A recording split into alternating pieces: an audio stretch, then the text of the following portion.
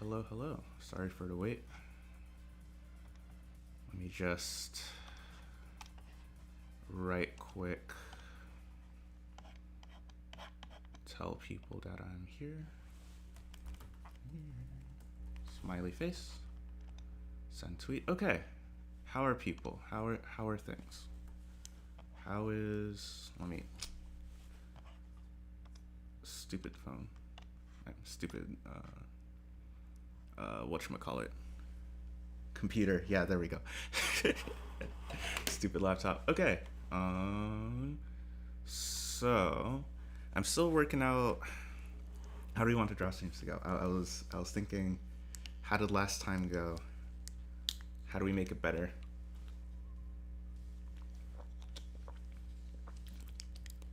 And the fact that this became a Palestinian solidarity stream specifically, it kind of, it was not necessarily planned. I was actually thinking, gosh, I might not do a stream next week after I finish last week's. And then, the situation in Palestine, it continued to escalate, and there continued to be war crimes committed, and I was like, okay, I gotta do one at this point. So all week I've basically just been like hastily collecting ideas for what to do on a stream, and I think I've got a pretty good program set up. First of all, how about we check out? Okay. We'll check out the piece from last week, which I have not finished, and I'll post later. And then I'm gonna start the warm-ups, and then when we start the warm-ups, I'll go over the stuff that's in the description, and then from there we'll do the actual piece that we're here to see, and we'll talk more. How's that? I think that sounds good. So first of all, the piece from last week, drum roll. Digga digga digga digga digga digga. I don't know. If I was better at OBS, maybe I'd have a drum roll. Okay, here it is. Where is it? What the fuck? Where is it? What's going on? Oh, okay, there it is. There. Already, I'm supposed to be a comp sci major, and computers hate me. But anyway, yeah, this is the piece from last week. I'm really proud of it. Look at her skin. Look at her face. Look at that. Look at this. I quite love what I did, and it was really simple too. Just a couple. Basically, just like this half of the face is like a slightly darker airbrush, and then you kind of airbrush your forehead here since it's supposed to be a little round. Like nice gentle highlights here. I fixed some anatomy things. Her eyebrows were too low. I think ideally I would have just moved her eyes down because I kind of like forehead on characters. Because people forget the forehead. They always forget the forehead. They always think that humans don't have as much forehead as we actually do. So I try to emphasize it, but I realized I drew the eyes too high, and anyway, there wasn't enough room for her actual eyeballs, so I moved these up, and then these eyes weren't symmetrical, so I fixed them. What else? Oh, this hand was a pain in the ass. I tried my best. It was too small, so I made it bigger, but clearly there needs to be more fixing than just making the hand bigger. There's something fundamentally wrong with the way I drew it, and I can't figure out what it is. What else? Ooh, I got this cool lightning brush, and there's these nice lighting effects on here, which are cool. I think they are. And I think I did an okay job with hard versus soft shadows. This is a little weird. It's supposed to be her. I don't know if you can see my mouse. I was saying this is a little weird, but I'm not sure how I do that better. I'm learning. Okay, I'm new. Okay. Oh, and then the little hairs and stuff, and there's lots of soft gradient things going on to kind of imply various lighting effects. So yeah, I'm pretty happy with it. It worked out. Okay, so I'll be posting that on that. I'll be posting it on Twitter later. Okay. On to actual draw stream, and then we'll talk about the war crimes that are happening. There's so many war crimes. There's so many war crimes. I think I would have gone for thick eyebrows and or a bigger forehead, but that's just me. A bigger forehead, yeah. Well, I mean, her forehead is plenty big. I don't think I would, because it would like distort the shape of her head if I made it bigger. I think it's solely the placement of like where her eyebrows are. Okay, so I realized that I am terrible at torsos. I don't know how to draw them. So I got these two references, and I will try and see if I can figure out a good way to draw them. Yeah, I have no, I never, like, to draw heads, it's pretty, like, you have like Loomis method for heads, but torsos are weird. Torsos are like they're like two boxes, right? Okay. So we'll do that. I'll like pick a gray color. So right, if you turn your attention to the description,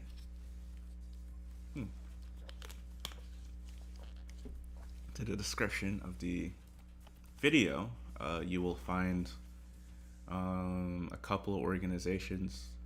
I think IGN is promoting the same ones. Oops, attends. So the ones I decided to highlight were, there's one that focuses specifically on giving relief to Palestinian children. One thing that people don't know about Gaza is that half the population of Gaza are children. It's the description open air prison is not like, it's not like a political, it's not necessarily, I mean, it is a political decision, but it's not necessarily like, we want to pick a word that makes Israel look bad. It is a very accurate description of what Gaza actually is. Yes, because it's a place surrounded by fencing and watchtowers with snipers on top, where you are not allowed to leave. Yeah, it's a very large concentration camp, basically, filled with people of one ethnicity,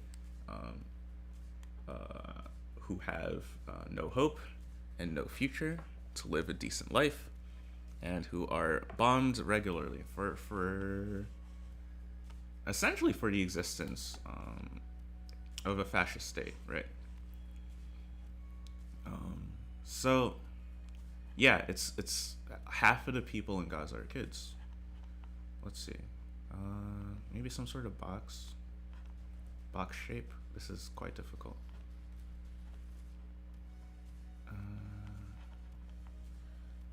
And then like a second box.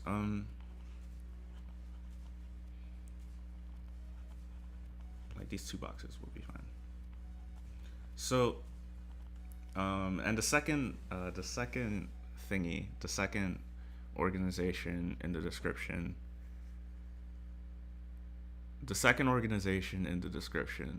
is medical relief. And I wanted to highlight those two specifically, because I've been trying to keep up with like what Palestinians are saying they need, because it's not just enough to, I mean, helping in any way you can is a good start, but you also want to make sure that your help is based not just like for your own satisfaction, but what the people you're trying to help say they need. So I've been trying really hard to find out like what Palestinians say they need. And while food relief is nice, it kind of seems like what people are wanting more than anything is like solidarity. Like, we need to be able to somehow pressure international intervention, and that basically boils down to, because like every country on the UN Security Council even France, even Great Britain, every single country on the current UN Security Council, from the permanent members to the rotating members, voted in favor of a ceasefire between Israel and Hamas. The only one who is protecting Israel is the United States.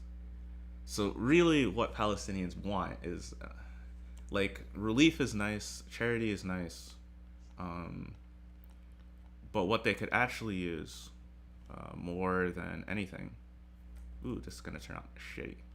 It's okay, I'm just warming up. What they could actually use is like action, like tell your government to fucking stop torturing people for fun. Yeah. So I decided we should probably just focus on military and medical and children's aid, and then the rest of it should more be like building consciousness. And if you can, please like go to like a protest and such. There are protests happening everywhere. There's a protest in my city today, I think. At some point. Yeah, I have no systematic way of drawing torsos. This is very difficult for me. It's okay. So there's that. What are some things happening lately? So the big news is that... Yeah, that's not bad. So the big news is that the Israelis destroyed a media building that housed AP, the BBC, Al Jazeera, a couple other things. They were claiming that it was a base for Hamas, which is beyond fucking ludicrous if you think about it. I want you to like imagine it. So try to imagine what the IDF is actually trying to say, right? So what the IDF is saying is that a building filled with the most well-connected, well-resourced media outlets on the planet, from AP to the BBC, they were sharing a building with they were not only terrorists but like armed terrorists. So people who would regularly like store weapons and rockets inside the building the entire time, right?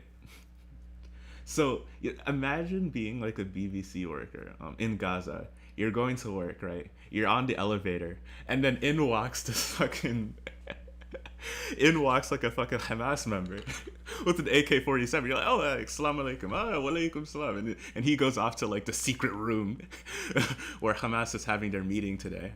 They brought pizza for everyone, right?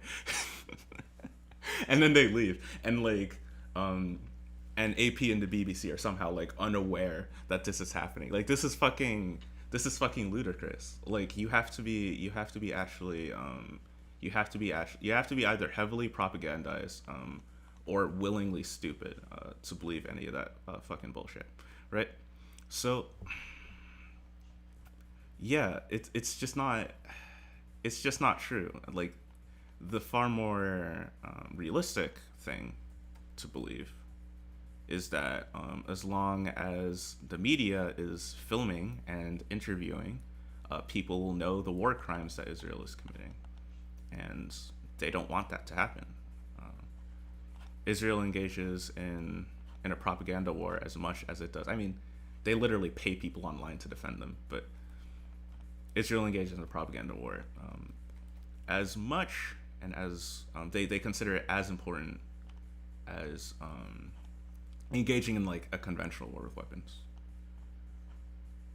Because really, like the symbiotic relationship between the United States and Israel is that Israel protects U.S. interests in the Middle East, and as a result, Israel gives it the United States gives Israel the backing that it needs to continue to support its ethno-nationalist agenda, right? So the two need each other, right? You can't. So Israel absolutely needs like the hegemonic political position of basically every of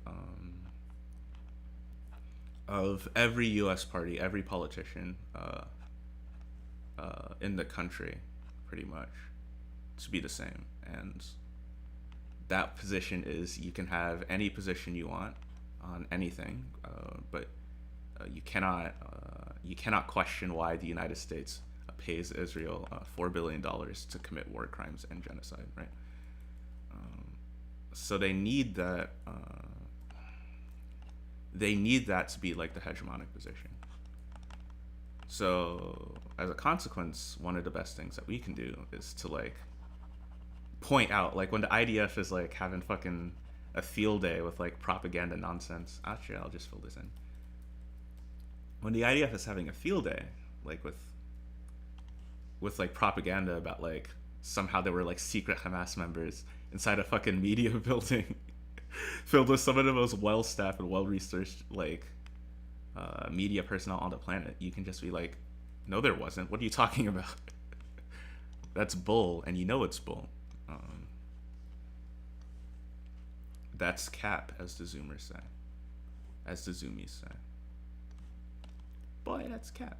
Boy, that's cap. How you gonna? Okay, so obviously this is just sketch practice, blah blah blah. I do not care about line quality right now. I get that. I get that it's S. You can't see, yeah, okay.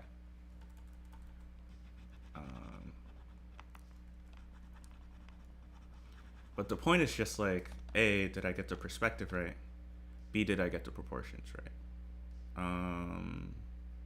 The perspective is okay, the proportions are bad. Her hand is too big.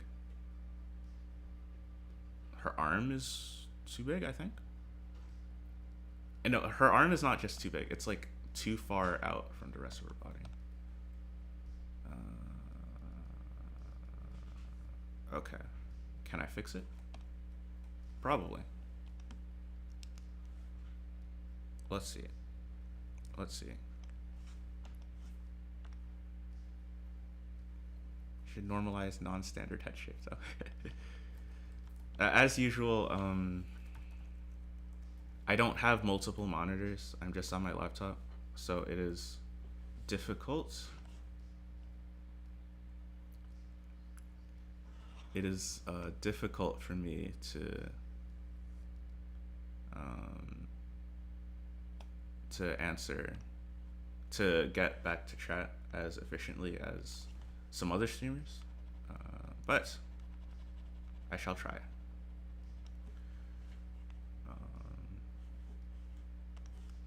Because I mean, that's the point of a stream, right? Otherwise it wouldn't be a stream. It would be, I don't know, I guess a regular video, something like that. And then we can just put that here. But I also want to, so it is important to talk about what's happening in Gaza, but I also want to stress, because like the media, it does this really annoying thing where it can only focus on one thing at a time. And that's annoying because there's multiple things happening at the same time. Like Gaza is not just I'll add some booby, even though I think the angle that I drew her is like slightly different. So it would be a little bit weird at this angle, but I like the booby. Okay. No, it doesn't work. It doesn't work. It doesn't work. No. Be something like this. Okay. Yeah, so there's like multiple things happening, not just in Gaza, but we also have I mean, basically where this conflict started in Sheikh Jarrah, like there's still people being evicted from their homes to make room for Israeli settlements. There's also been violence in the West Bank. We haven't seen like the same kind of absolutely devastating numbers of people dying as we've seen in Gaza, but there have been like dozens of civilians killed. There is like fascist Israeli mobs like roaming the streets of several cities, armed and protected by Israeli police, going around harassing Palestinians, destroying their businesses, smashing windows. Um, some real like crystal knock shit, you know. And look, people always get uncomfortable when you compare Israel with the Nazis for I think understandable reasons. And it's very much a trope to be like, well, the real Nazis were the people who were oppressed by Nazis, right? And to an extent, I do understand that. I don't want to fall into that trap or anything, but the comparisons are super obvious. Like they're happening. Like that's what it is. And if you listen to like Israeli officials like talk about like fucking how they view Israel, it's an ethno state. They want a Jewish ethno state, and so there's going to be like people who want ethno states only differ in who they want the ethno state for. I'm not saying that like I'm saying that like the Nazis would absolutely like hate the idea of like, well, okay. So by the Nazis I mean like the Nazi Party of Germany would hate the idea of a self-determined Jewish state, right? But they would agree fundamentally that it is the duty of all like ethnicities to create their own nation state and defend it from others. They would just think that like the Aryan nation state is stronger, right? While the Jews would think like no, I mean the Israelis would think like no, our Jewish nation state is stronger, blah blah blah. But like we want to get rid of that thinking entirely. I mean, especially for me as an anarchist, like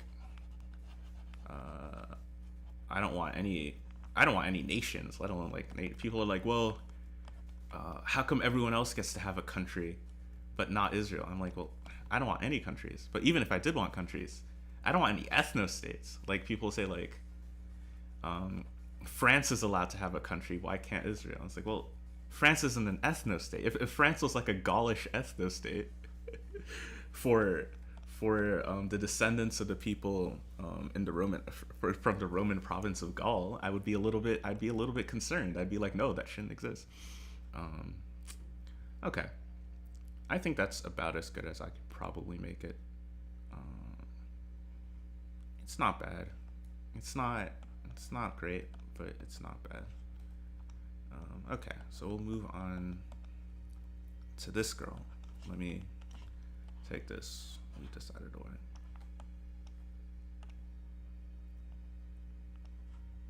And then we'll start the thing that I had in mind. It's not even ethno state for all Jewish people. Yes, okay, that's a really good point. Thanks, Omega. So, yeah, there are black Jews, right? So Israel says it wants to be open for all Jewish people, and they're like black Jews from Ethiopia, from East Africa. Actually, I wish I knew the name of the documentary. Hi, Rock. I wish I knew the name of the documentary of that I saw, but there's communities in Africa that that have a lot of really like suspiciously Jewish practices and like suspiciously Jewish sounding like deities and stuff like that. And it turns out that in the diaspora of Jews, like a lot of Jewish communities ended up in different places in Africa, right? And so like a lot of those communities say, oh, we're Jewish, let's try to go back to Israel. And like the level of vitriolic hatred not only their government but like other Israeli citizens show towards like black and African Jews is like telling. Like Zionism isn't, it's not just about like building a Jewish nation state. It's basically about like us as Jews, we are a nationality within Europe that has been displaced from like our homeland, and so like we should like come back and do to Palestine what other Europeans have done to Africa, to Australia, to the Americas and so on and so forth. It's not actually about like intersectional like solidarity between all Jews. It's about like it's white supremacy, but for Jewish people. It's like it's like a couple of European Jews who felt left out from like the oppression game and they want to go oppress someone else. It's not even it is not represented. The state of Israel is not and should not, and we cannot let it be a representation of all Jewish people, because it's not even pretending to be a representation of all Jewish people in and of itself. You know, that was a good point. Thanks, you guys. Okay, so goodness, I hate torsos. Like people say they hate hands. I mean, hands are pretty hard, but have you thought about a torso? Exactly. So we'll do the old classic technique. I'm not sure how much of a classic technique this is, but you draw two lines that represent the shoulders. So for starting with the Maki one was a little bit difficult because like that. So if I can reproduce this shape, I'm probably pretty set.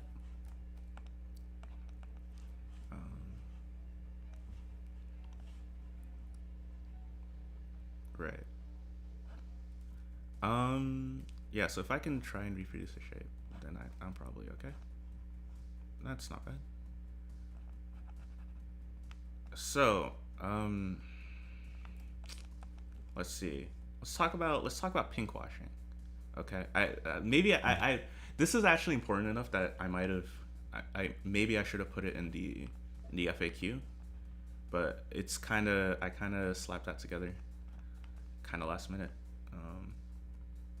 But there's a lot of people saying in response, especially a lot of like white liberals. No, the worst kind of liberal. Who basically, they see a bunch of communists and socialists and anarchists supporting national liberation for the Palestinian people. And then, in the anarchist case, it'd be more like we support self-determination and non-national, whatever. Point is, free fucking Palestine, okay? End of story. So you see a lot of people, and they see us, and they're like, well, don't you know that Hamas hates Jewish people? I mean, they are anti-Semitic, but don't you know that Hamas hates gay people? Like, if you move to Palestine, they would blah blah blah. They'd kill you. So like, why are you even supporting them? You know, and they think it's a gotcha. I think it comes from the fact that these people, they do not actually know how intersectionality works. They think that what intersectionality means is that you kind of like cancel things for being like homophobic or whatever. So they think that they got us if they can say like, oh well, some Palestinians are homophobic, therefore they're canceled and you should support Israel, right? That's not how this works. It's just not how this works. This is fucking ludicrous. Like, no, okay. First of all, Israel is not like, it's not homophobic, okay? In Israel, Israel doesn't recognize marriages between like Jewish people and non-Jewish people, okay? Let alone like fucking, like, you think like gay people can adopt in Israel? Are you shitting me? No. Like, Israel is an ethno state. They literally do not acknowledge marriages between Jewish people and non-Jewish people. And there have been like Israeli government officials who like complain about how many couples there are between Jews and non-Jews and how that like dilutes the fucking population, because they're actual like fucking they're fucking fascists. That's what they do. So that's number one. And number two, just try and stick with me. Try and follow me through on this one, because it's important, right? So if you care about LGBT people, right? you want to support actions that help them, right? Let's say hypothetically it was true. I mean, and it is true. Like I did some reading on like the problems that like gay and trans people experience in like the West Bank under the Palestinian Authority, under Hamas. It's not good. Okay, I don't want to whitewash that at all. Um, there are a lot of really important conversations being had among Palestinian activists. There are obviously some people who are like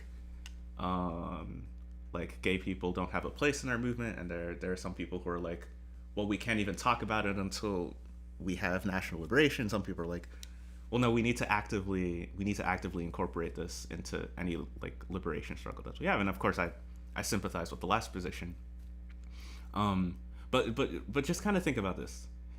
If you support liberation for all people in all places, and so you're telling me that Hamas and the Palestinian Authority are homophobic, it should follow that if I supported Israel, then Palestinian gay people and Palestinian trans people would have like better lives because of my support for Israel. And that is categorically not fucking true. Okay, supporting Israel would not make life better for any like LGBT Palestinian. It just wouldn't. Okay, it would objectively make their lives worse. Okay, because even though the current governing bodies of a lot of different parts of Palestine are homophobic, it's not those bodies that calculate how much food they're allowed to get, right? It's not those bodies that take like 80% of the water from aquifers in their countries and give it to like settler colonizers, right? It's not those parts of it's just supporting Israel is not going to advance the cause of LGBT people. So like, why would I do it? You know, I'm not. People really think that we don't think these through. We do. Let's try and get this arm in. I'm really kind of focused on big picture here. So like that. Yeah, so don't let people use the fact that you care about multiple different people against you. Also, like the people, like the fucking, it's always like right wingers and like homophobes who like try and use this argument. So like the people who say like, oh well, don't you care about like LGBT people? They don't care about LGBT people in their own fucking countries. They don't. Like when I hear like Dinesh D'Souza saying like, what do you think Hamas does to, or Ben Shapiro? Ben Shapiro's the fucking worst. Like Ben, gay marriage should be outlawed and it's a sin and it's child abuse and gay people raising children are worse than straight people raising children. That dude is gonna sit there and tell you, well, if you care, like Tel Aviv is the queer capital of the Middle East. Like, no, fuck you. You don't give a shit about it. So don't use the fact that I actually care to defend your genocidal fucking fascist settler colony. Okay, don't do that. Don't let people do that to you. You're smarter than that. You're brighter than that. You deserve better. Yeah. So I guess that was my little rant on that. The subtext of being a homo nationalist pinkwashing. Yeah. Really feels like the argument is meant to be both sides are equally bad. Yeah, that's also a good point. Let me talk about, I guess, both sides being equally bad then. I did put this in the description. I remembered to do that. And I also tweeted about this earlier because I was just thinking about it. But on paper, it's actually really easy to understand like the pro-Palestinian position. Because if you actually just like look and like listen to like what Palestinians are like going through, you'll quickly realize just how like defenseless and powerless the average Palestinian is, and just how ludicrous it is to say that like Israel is under attack by such and such and so, and it's about their right to exist and blah blah blah and all this sort of nonsense, right? Basically, Palestinians are like objectively and easily like the weaker party. They get less. Their suffering is really obvious, and so someone who like doesn't know much about what's going on um, is bound to see what's going on in Israel and go like, oh yeah, obviously, obviously, it's the Israelis that are doing something wrong, even if they don't necessarily jump to the conclusion that like Israel has like absolutely no right to exist. They're the minimum that they're going to jump to, like the natural position is to say that Israel needs to like lay off, and like we need to try and find like a both sides solution to the problem, right? That's like the I did zero research, and I'm just looking at the situation, calling it as I see it. So what Zionists need to do, and what their sympathizers in the United States and elsewhere need to do, is they need you to think that Israel-Palestine is so complicated that you can't understand it. They need you to think that uh,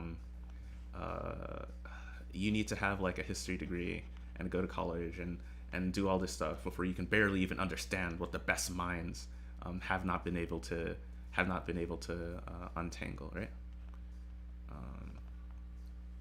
And the truth is that it's not complicated. What's complicated actually is understanding the full depth of the oppression that Palestinian people face. Like that's the hard part. This looks like ass. I don't really care because I'm kind of talking. This is fine. Like actually understanding like the full extent to which Palestinians are basically trapped as second-class citizens in the place of their birth. The full extent to which Israel controls Palestinian resources, the full extent to which, even though hypothetically there's supposed to be a temporary government in the Palestinian Authority, that how in practice that means nothing. One thing that this is a little bit of a tangent. I'll get back to my main point.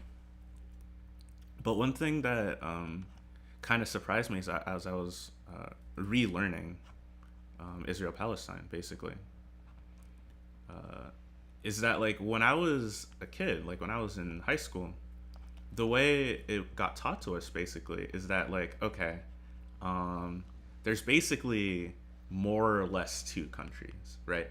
There's Israel in one place, and there's Palestine in another place, and we don't really recognize the country of Palestine because there are terrorists that run it who want to destroy Israel, and it's a little bit difficult to recognize because Israelis keep building settlements into like the country of Palestine, right? But in reality, what's happened is that Israel just controls like the entire area, like de facto control of like 100% of the land in Israel right now. I mean, in Israel and the occupied territories is Israel. Israel decides. Israel collects all of the taxes that the Palestinian Authority is supposed to collect, and they give it to the Palestinian Authority if they think they're being nice. Israel collects. Israel controls whether or not Palestinians can export economic products to other places, and whether or not they can import things. Israel controls whether or not Palestinians are allowed to drive on roads. Israel controls everything, like everything that you would expect a country to be able to control. Israel controls that, right? So the reality of the situation is not that like Israel is like encroaching onto something that's like a distinct identity. The reality of the situation is that in the entire region that Israel controls, some people get to vote if they're Jewish, right? And if you're an Israeli Arab, nominally you do get rights, but practically speaking, what the hell is going on here? Yeah, so nominally you do get rights, but practically speaking, it's something like 60-70% of like towns can bar you from like ever owning a home in that town.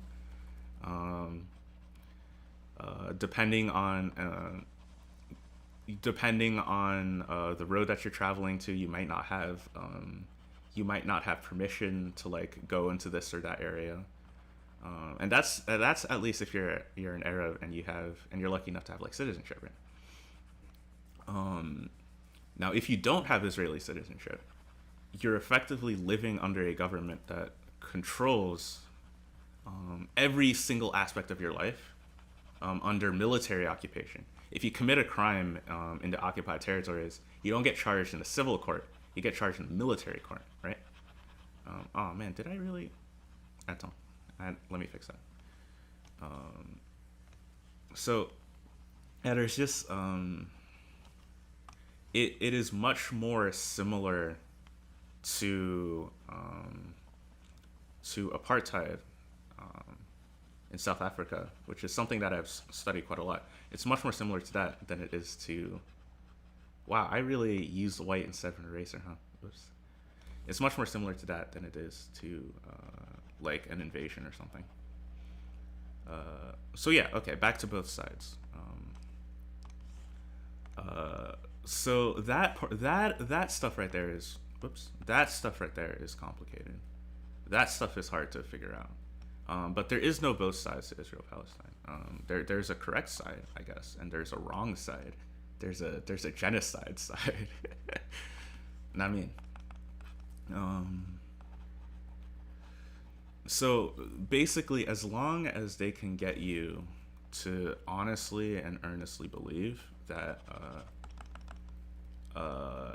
you're just not smart enough to understand what's going on, like the deeply complex machinations of the Israeli government defending itself, and blah blah blah. Whoops. Then you're when you do that, you're like you're de facto siding with Israel at that point, and with the oppressors, and not the oppressed. Okay. I feel like I'm doing a little bit better job than last time I was saying on topic. Let me check chat again. I'm sorry. Let's see what's going on. It's you're right. You're right. It's not similar to apartheid. It is apartheid. There's a good source in the description that talks about like why the Human Rights Watch decided to to accuse Israel of the crime of apartheid, and it's not just someone said, like, when Alexandria Ocasio-Cortez said like Israel's an apartheid state. Some people in the media said that this was like an outburst or whatever, and she was like, "No, we're calling it apartheid because that's what it's doing." There's a separate legal system for a group of people based on their ethnicity, and they're forced to live in subhuman conditions in specific neighborhoods and specific areas that are designed to have less resources, by definition, in favor of an ethnic majority. Okay, so these are my torso practices. They're okay. 6.5 out of 10. Let me save that. Okay. Torso practice. Okay. So that's good enough for that. Don't save. So today, when I was on Twitter, twitter.com, as I am, as I do, as I be, I saw this really good art of Tintin, right? And Tintin is he's basically it's like a Belgian detective / police person adventure thing. They're like comics I used to read as a kid because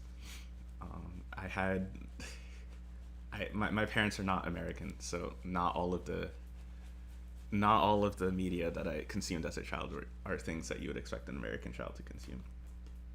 And I was like, oh yeah, I remember Tintin. That'd be fun. It'd be fun to like do a little drawing like in the anime style and kind of chill and relax and like talk about my childhood or whatever. But I was kind of thinking. So last night while I was preparing for the stream, I was kind of thinking about. I was thinking about Tintin, and I was like, so these comics were written from like the 30s to the 60s, right? So there's like definitely a couple of racist ones. I was like, I don't want to tell all my followers to go read Tintin. And then they pick up a racist Tintin and they're like, Mo, this was a racist Tintin. I'm like, damn, I'm sorry. So I was like, which one of them are racist? I can just tell people not to look at them. And it turns out it's more than I remember. It's more than I remember. Okay, think about it. The dude was like the dude who wrote it, hell shit, right? He was like a white dude living in Belgium in the 30s. Do you know what fucking Belgium was doing in Congo in the 30s? They were like chopping people's hand, like chopping like Africans' hands off if they didn't like produce enough rubber for like the glory of King Leopold, right? It was kind of like an atrocity. So here's my sketch, right? And so the first Tintin is like anti-communist propaganda, and the other ones are not better. There's one where he goes to like China and it's like super like xenophobic and like it's like racist against Japanese people too. Then he gets stuck on like a Native American country and that's all stereotypical too, and it's all like awful. And so apparently what happened was, at least for a lot of the early ones, the people who commissioned them were like conservatives. There were like conservative newspapers who were like, hey, can you make kids comics for us? And the dude was like, sure, right? And so conservative newspaper, and I'm talking about like conservative as in 1930 1940 conservative, not so like even worse than like today conservatives. And then later in life he got a little better, in that he became like a liberal and not just like someone who wanted to subjugate all black people, right? So so I was thinking, should I have picked a different one? Should I have picked like a different character to draw? But at that point it was like 2 a.m. and I didn't have time to do another one. So this is what we're doing. I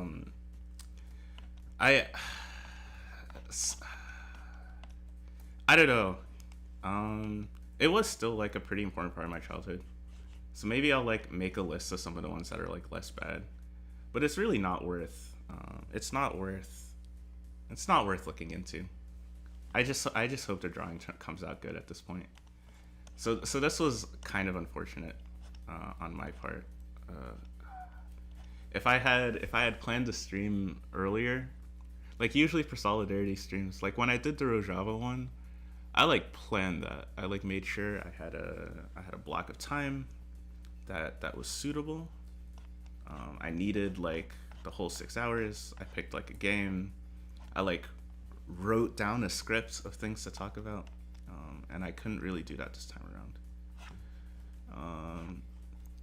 I like the one where he goes to the moon. That was okay.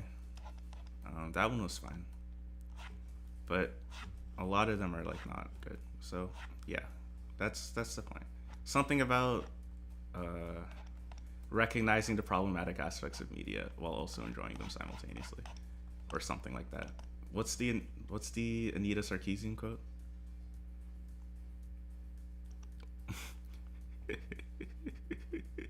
Tintin is also racist subtext. Typical globetrotting adventure stories, except it's just text. Yes.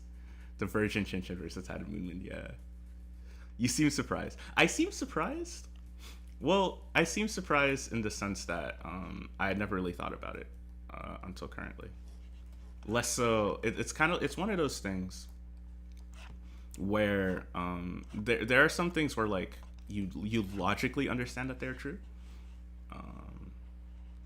but if you don't think about it, then your brain will never like update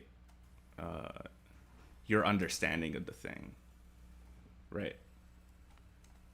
So I've read at this point so much, like not so much. I could stand to read more, but I read like a lot of uh, like anti-colonialist literature and like leftist literature and stuff like that. But like the specific idea, okay, like apply that to all of the media that you have consumed in the past. Um, it's something that I should do more often, but I had not done it with Tintin yet until yesterday. When I was researching, I was like, how do I talk about this on stream now? Yeah, it's gonna be terrible. Turn it into a wanted poster is a pretty good idea. Maybe I'll do that.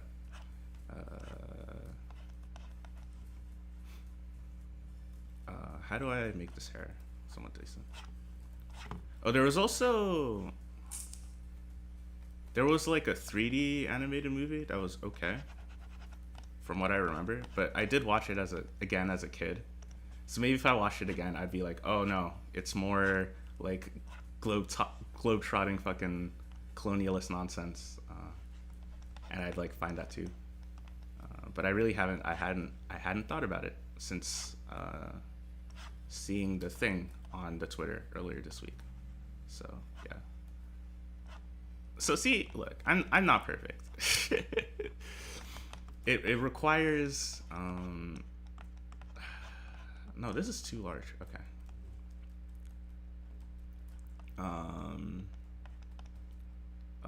Constantly like checking the things that you like for subtext and like getting better at looking at them is like, it's like an active process, you know. But I don't want to. I'll do a thing about like colonialism. Oh, the song's over. I'll do a thing about colonialism in Africa some other time. I wanna keep this about Palestine. But if chat, I suppose if chat would like to make fun of me and question me, then I would accept the criticism. Jesus, why is this so shit? Holy fuck. Okay, let me start. Not the hair. His hair is weird. Let's start somewhere else. Well, okay. Something that I was hoping, perhaps.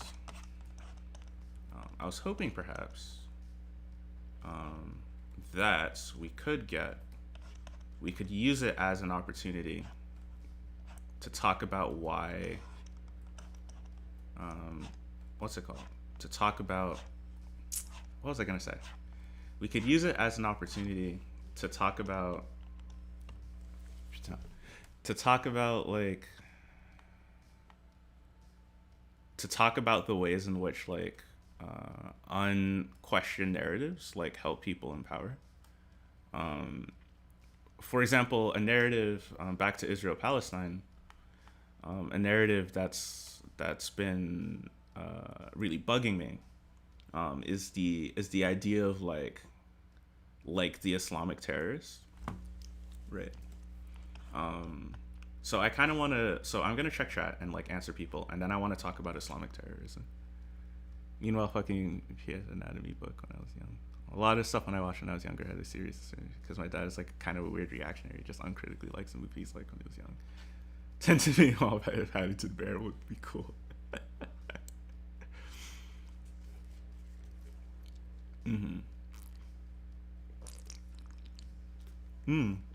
I'll have to check out the Vice article.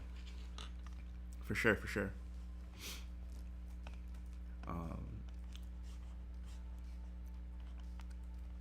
So let's talk about like Islamic terrorism, because I actually think this is kind of important, right? So I want to be really careful here, because under no circumstances do I think that like what ISIS does or what Al Qaeda does is like good or justified. I don't think the world that they want to create is a world that we want to live in. I don't think the world that they want to create is representative of Islam in any way, shape, or form. I think I thoroughly condemn killing innocent people, through suicide. By the way, suicide in Islam is like, it's like forbidden. Like it's like a sin to kill yourself. So it's super weird how suicide bombing somehow became synonymous with the entire religion when it's literally not allowed. Like it's like textually not allowed. You can't do that. You can't just kill yourself. Um, so, but like here's the thing about like, so and second of all, it is true that like, it is true that it is true that like Islamic terrorists do exist and they do cause harm to people, mostly to Muslims actually. Um, but here's the thing about that, right? Um, I haven't really written about this, so this is a little hard to explain. But like, when the purpose of the signifier Islamic terrorism, in the context of like, neocolonialism, is not descriptive. It's not just like a passive description of a phenomenon. It's actually like incredibly purposeful. It's used to basically uphold U.S. hegemony. Um, and the way we do that is to think about how like Islamic terrorists are like portrayed in media. So if you think about like, what is like the popular perception of, for example, 9/11? If you ask the average person, why did Osama bin Laden do 9/11? You'll probably get one of two responses: either because they hate us for our freedom, or because his religion told him to do it. Right? He's an Islamic terrorist. He believes in jihad, and they don't know what jihad means, and that's fine. But like, Osama bin Laden is not just like, he's not just like interpreting his religion and then like acting on it. Osama bin Laden is like he was a political actor. He disliked the United States for political reasons, for invading Afghanistan during the Afghan War and so on and so forth. The first Afghan War in the Soviet Union, blah blah blah, so on and so forth. Like, the Osama bin Laden comes from like an actual place. Osama bin Laden is not just like a like a crazy person with a crazy religion who just does crazy things for fun, right? He has like political goals, right? This would be a little bit like saying like, I don't know, that the U.S. went to war in Vietnam because they just don't like rice or something, right? So something completely off base like that. Like, no, the U.S. went to war in Vietnam for like political reasons, right? They were anti-communists. They were afraid that if Vietnam fell to communism, then all of Southeast Asia would fall to communism, and they didn't want that, right? And all sorts of good. Okay, there's no good reason to do what the United States did in Vietnam, but like all sorts of like understandable reasons. So the point that I'm trying to make is that, why am I giving him like girl eyelashes? So the point that I'm trying to make, because I draw more girls than guys. So the point that I'm trying to make is that the signifier Islamic terrorist, it's used basically to discredit Muslims who are political, basically, in the global South. So Hamas is actually not. A lot of countries don't recognize Hamas as a terrorist organization. A lot of countries recognize Hamas as a resistance group. It is a far-right nationalist resistance group with a lot of problems in its own right. but they recognize it as a resistance group, right? But if you talk to any American and you ask them, what do you think Hamas is? They think, oh, it's like Al Qaeda but for Israel, right? They think that they think that the Quran says destroy all of Israel, and they just want to do it like for fun because they're like crazy people, because they're Islamic terrorists, right? That's what Islamic terrorists do. But it's like, well, no, Hamas is not just. There's nothing in the Quran says anything about how to deal or not deal with Israel Palestine, other than general words against oppression and so on and so forth, and general words against killing innocent people. What Hamas is a very specific reaction to a very specific problem, which is that Palestinians in Israel and in the occupied territories do not have a right to self-determination. They do not have control over their resources. They live in abject poverty. They do not have any opportunities for advancement. They live under a constant military occupation in which they are subjected to discrimination and brutality by law enforcement. And they want that to stop, which is the actual reason why Hamas exists. Now, because of like the cultural and political history of the region, a lot of times, since like most of the people there are Muslim, a lot of times the religion gets tied into it as like a unifying factor, as a justifying factor. But Hamas is like a political organization. It's not just religious. It's an Islamic organization, yes, but it exists for political reasons, not because something in some book said so, right? And so that's why, like, when you see the IDF tweeting about how like, well, when you see the IDF tweeting about like, oh well, we had to blow up the AP building because there were terrorists inside, and you see all like the white people being like, yeah, why did AP have Al Qaeda in our building? Why AP? Why the media have jihadists in the building? Of course Israel blew it up. You're like, yeah, okay, fuck you. Like, no, that's not the point. That's not how this works. Okay. I'm not really sure if I made that point well or not. U.S. supported Israel given by oh, okay, yeah, we can talk about. Yeah, later, Jupiter.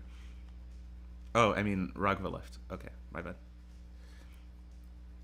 Yeah, people think Iran did it, or like, it's just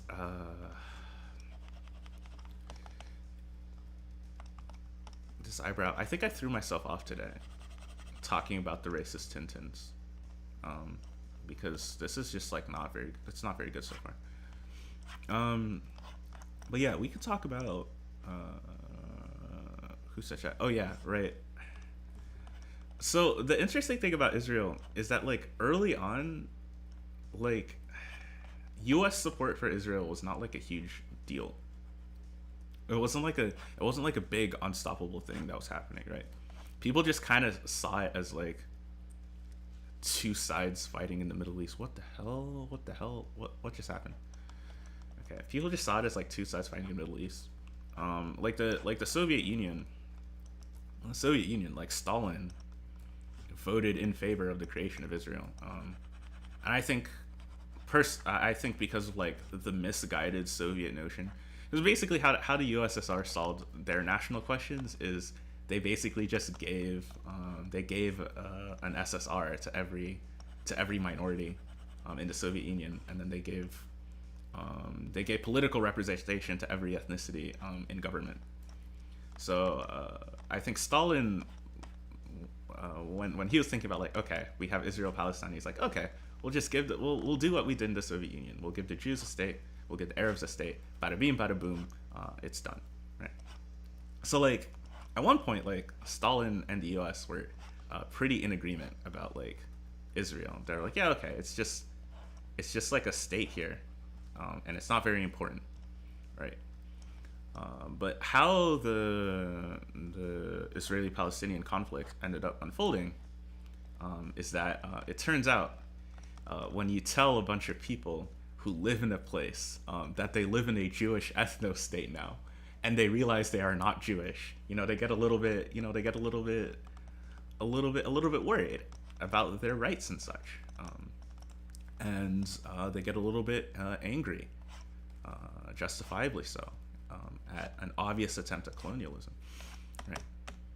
So, what ended up happening is that a lot of those Arab nationalist groups, not just that came out of World War II, that came out of like the end of French and British control over the Middle East.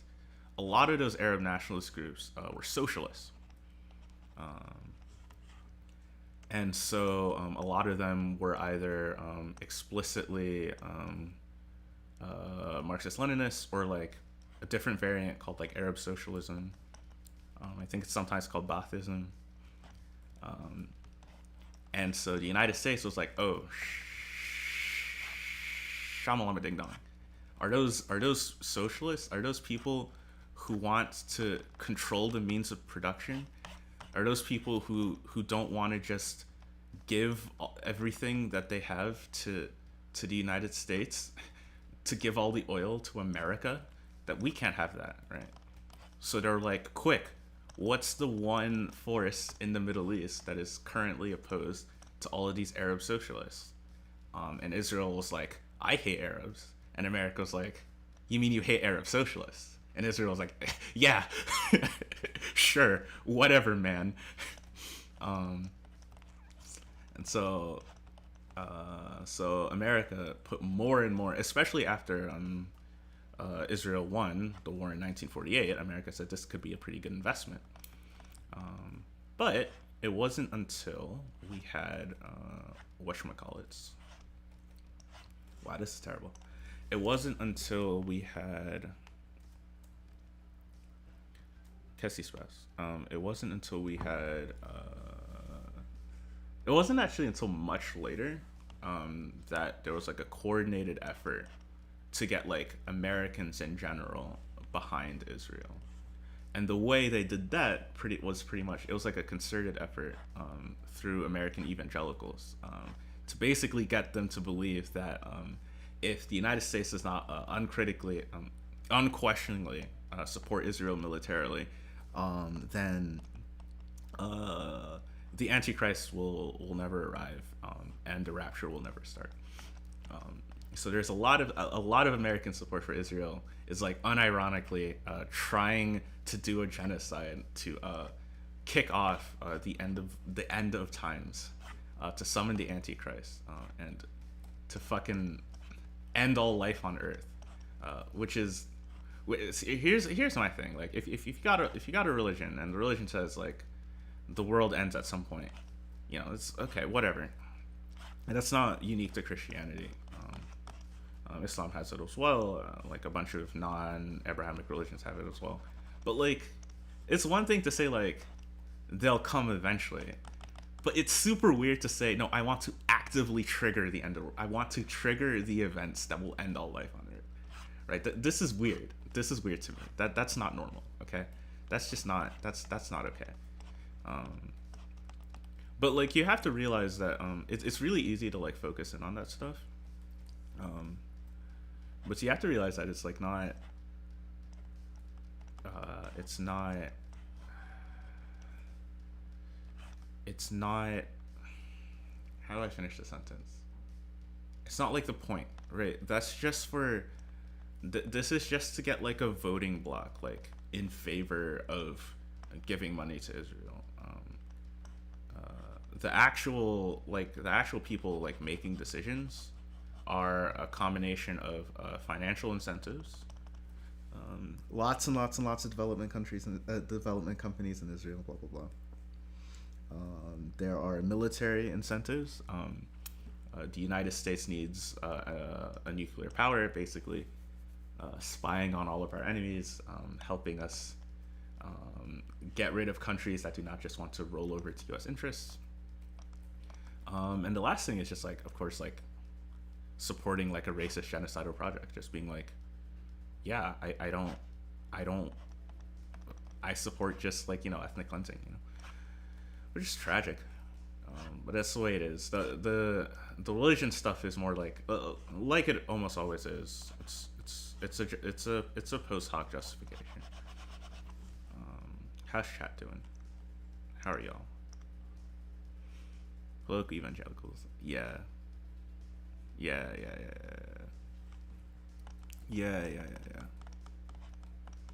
So we'll try and, I don't know.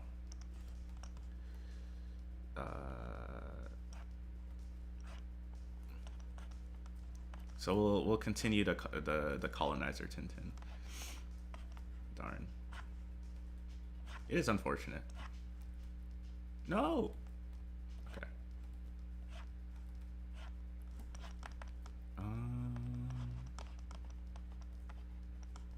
It's okay. I kind of find.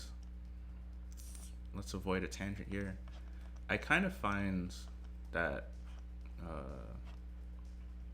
in general, I like even if I end up being like, this was like a weird subject to choose for a drawing, like I always like learn stuff regardless of the subject.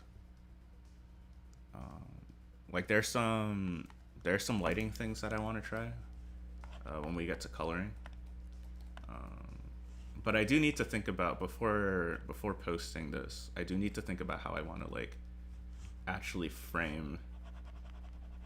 acknowledge and frame my relationship to Tintin. I don't want to just post Tintin fan art and then not make people understand like just how bad a lot of these books are, because they're like really, there's really only a handful that are like not terrible, and the only reason why they're not terrible is because generally speaking the good ones are the ones where he does not go to like a real place that people live. So like the ones where he goes on like a pirate ship are pretty good, because you can't really colonize pirates, yeah. And the ones where he goes to the moon is pretty good, because I mean I guess he can colonize the moon, but you can't be racist about it. There's no people to be racist towards on the moon. So that like, not mean. So yeah, I'll give it a think. I'll do my best, like I always do.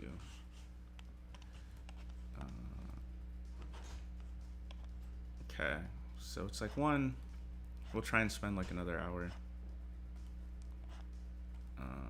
And then next time I do these, I promise. Do you know what I realized that I haven't drawn ever in my life? I've never drawn Natsume from Decadence, which is odd. I was like, how have I never drawn her? She's basically my child, right? So next time, to make up for a poor choice of subject, I will draw cute girl from socialist anime, to make up for whatever's happening here.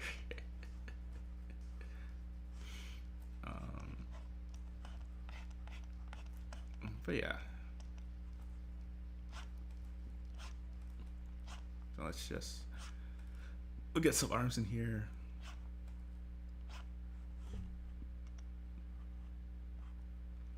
You see, space travel. When has that ever been associated with colonialism? Oh yeah, you got me there. Well, cause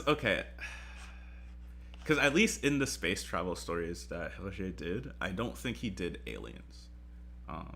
It was literally just okay. But like, even if you do like an empty planet, that kind of it like plays into the colonialist myth that like places that colonizers visit are basically empty, like pristine landscapes that they can go and like use the resources of however they'd like.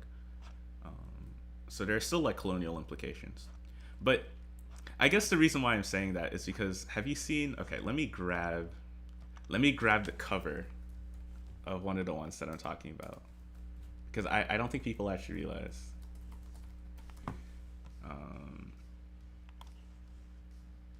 like I need you to like fully understand just how terrible uh just like the full depths of what I'm realizing that I've gotten myself into.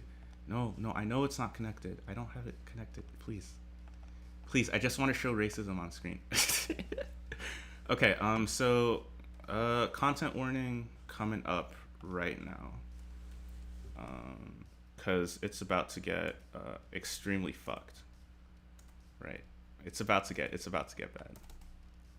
Okay, content warning. Are we all ready? Are we all braced?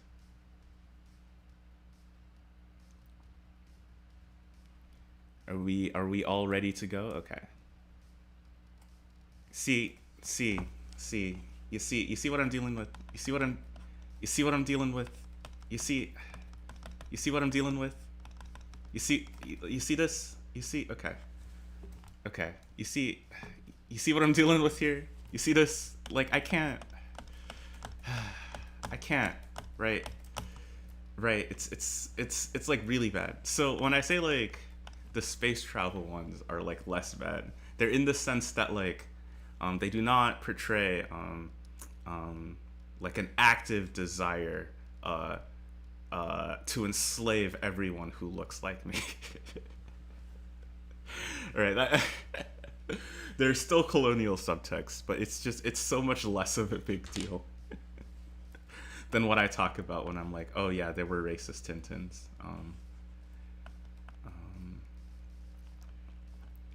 I don't know.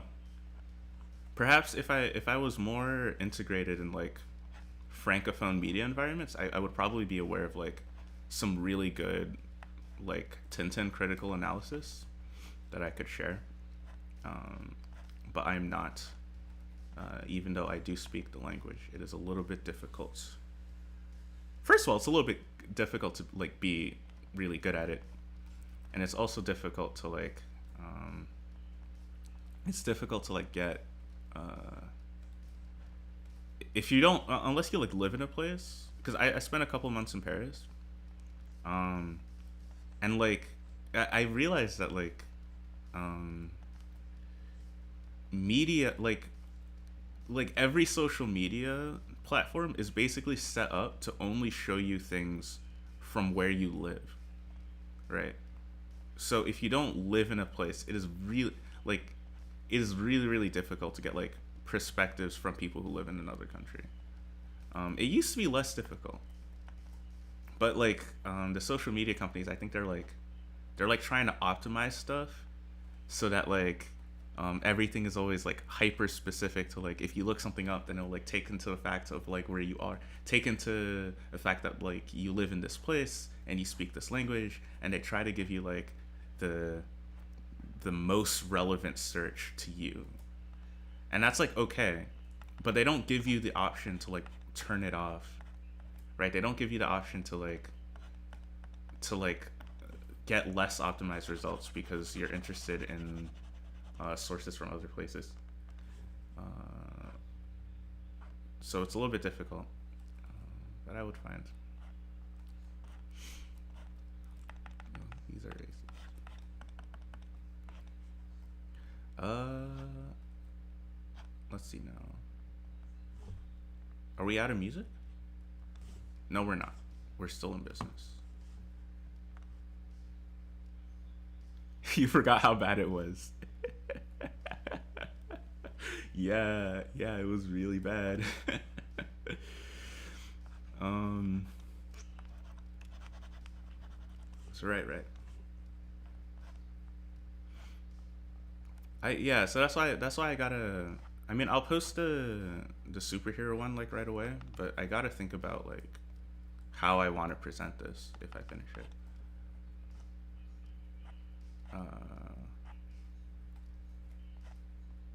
Or I could definitely like change the framing of the post. Like, I don't know. I think something like that.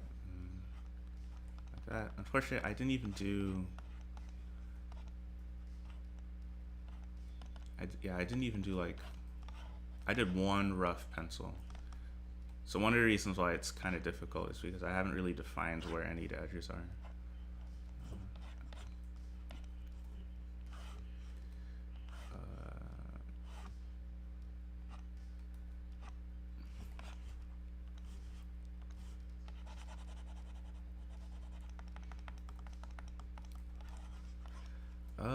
Okay. So, I guess for people who have just come in. Oh, thank you. I guess for people who have just come in, what are you doing? Why are you saving? For people who have just come in, I've kind of turned what is usually like what would be like my regular-ish Sunday streams into a Palestine solidarity stream because of the ongoing asymmetrical warfare and attempted ethnic cleansing going on in Israel, supported full cloth by the United States. If you'd like to know how to help, you can check out the description. I picked out two of the more popular charities to highlight if you want to give money. There's also an FAQ down there if you want to read that. And I'm also encouraging people to check in your city to see if there's a protest that you can go to. Or barring that, you may want to think about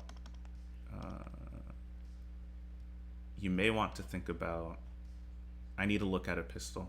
I don't know how this is supposed to look. But you may want to think about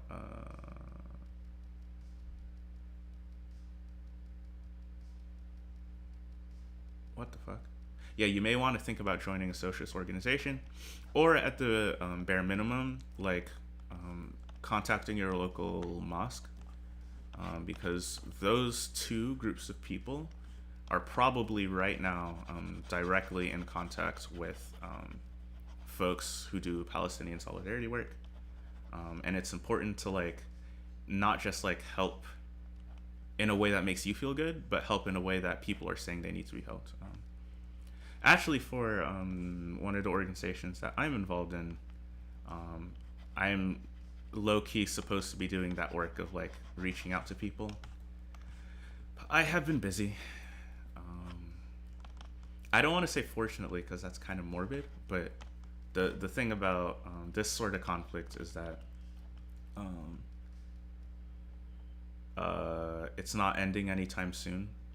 Even if some sort of ceasefire agreement is reached, like Palestine will probably most likely not be free, right? So there will continue to be work to do.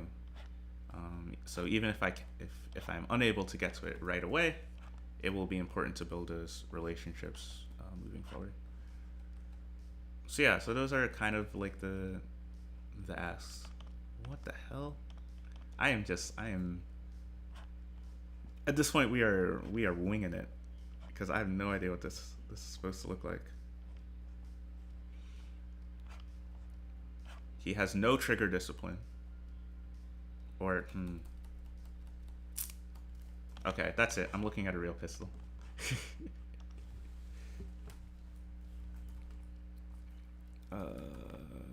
Revolver pistol.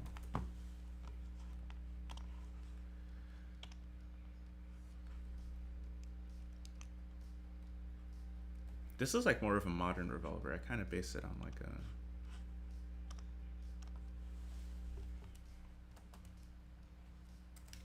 a more ancient one. Well, he is from the 30s, right?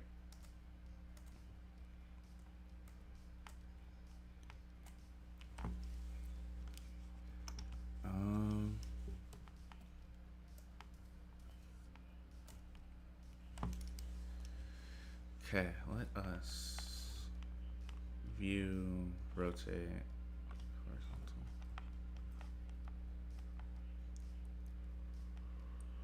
So his middle finger, did I draw it? His is the problem that this finger is too high?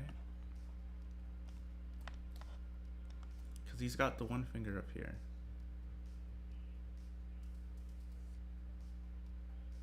it would be weird to hold.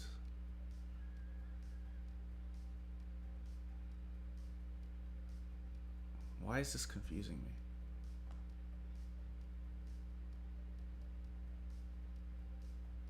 Okay. I think what you do is you just draw through the form. So you basically draw the gun first, and then draw. You draw the gun first, which it kind of involves a little piece like this. Oops. I'm also using kind of thick lines here. I don't think this was conscious. I think I just kind of didn't realize how thick the lines were until I got a little smaller.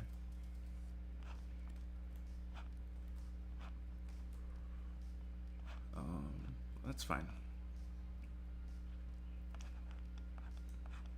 And then we'll go in and we'll clean up the lines in just a second.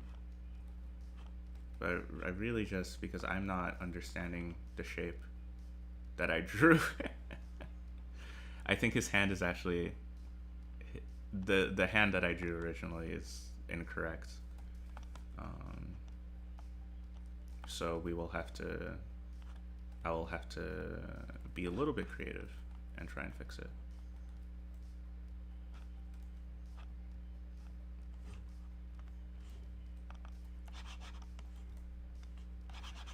So let's get rid of this.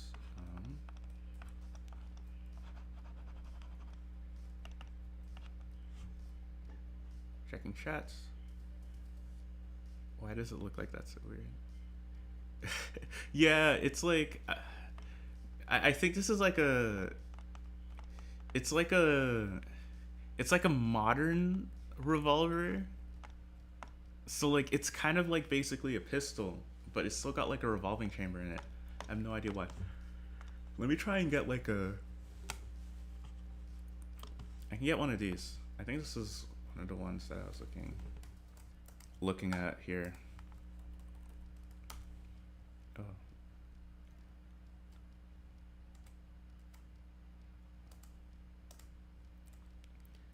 This one's a little bit better.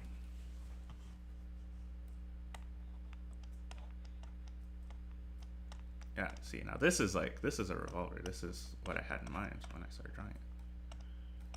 Okay. So basically, it doesn't gotta be super perfect.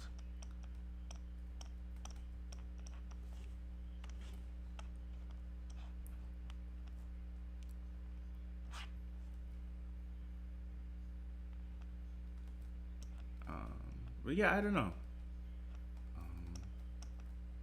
On Tintin, I think as a kid, I think I definitely enjoyed the adventure, I think, a lot.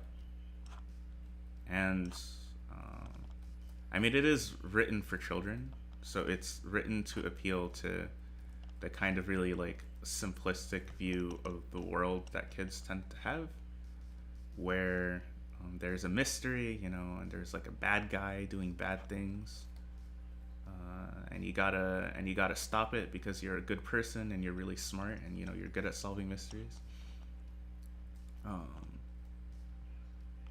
And it like appealed to that a lot. And so ever since last night, when I was thinking about how to do this stream, I was like, I wonder how I would write I wonder how I would write like a really high stakes adventure story with like explosions and stuff like that. But like,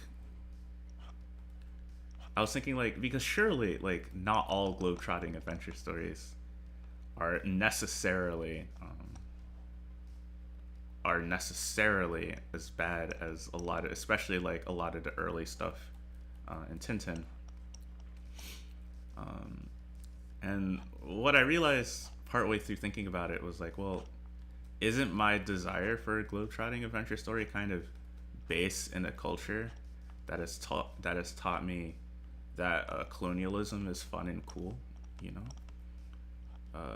Maybe maybe a different kind of story is what is really necessary. You know, there can still be. I mean, there could there could still be adventures and stuff. I'm not saying that like anytime you go to any other place in the world, that's colonialism. Um, whoops. But like maybe instead of like single-handedly like solving like a drug ring in like a savage underdeveloped foreign country, um, we can have like adventure stories that like uplift the powerless, adventures about helping people and challenging power and all that stuff, and mysteries that do the same thing, that expose corruption and all that sort of fun stuff, right?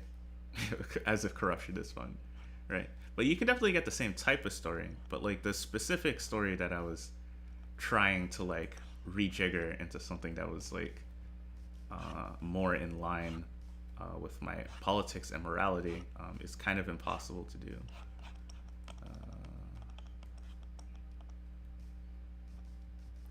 And that happens sometimes. It does indeed happen. Okay, so this is perhaps a little bit better.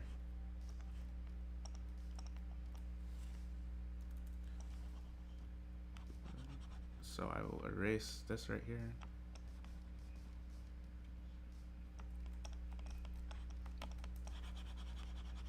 Erase this. Erase that. I was hoping that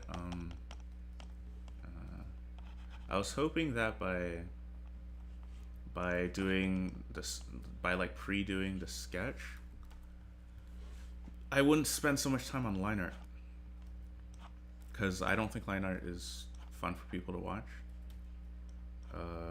But it seems that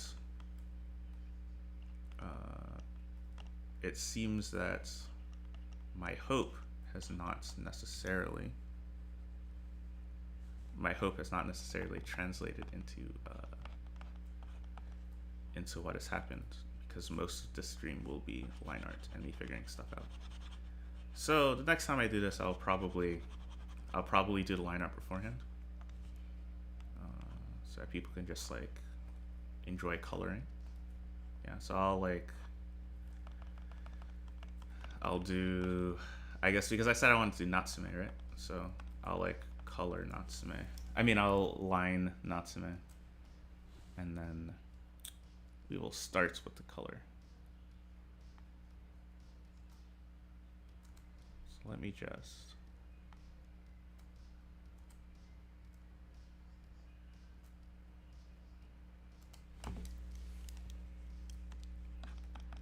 So I'll move this here. No. Yeah, these are some thicky boy lines.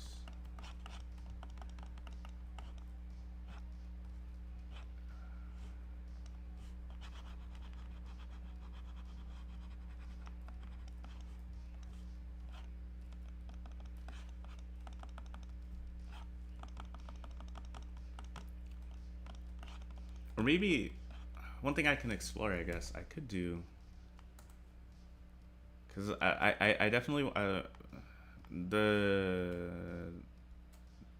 was gonna say pedagogical, the learning part for me is I wanted to focus on like dramatic lighting, right?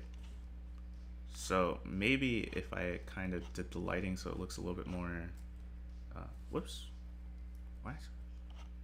What's going on? I don't know. I'm still, this is very much in flux. I don't know. We'll see how it turns out.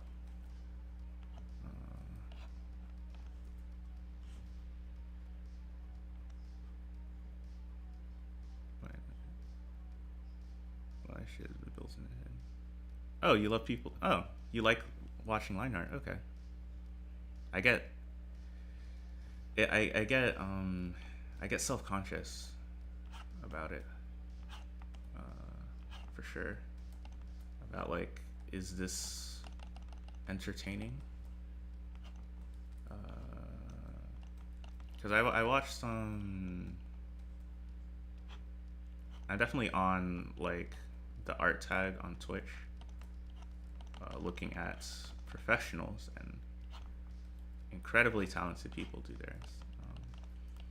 And one thing I do notice about like professionals is that they kind of like, because they've like more or less done like every situation like 100 times. They basically always know what to do. So like even if they have like a sketch phase and like a line art phase and then like a painting phase or whatever, like they spend significantly less time being like, oh wait, that doesn't look right, let me fix this. Oh wait, that doesn't look right. Oh wait, that doesn't look right, and like fixing it over and over again.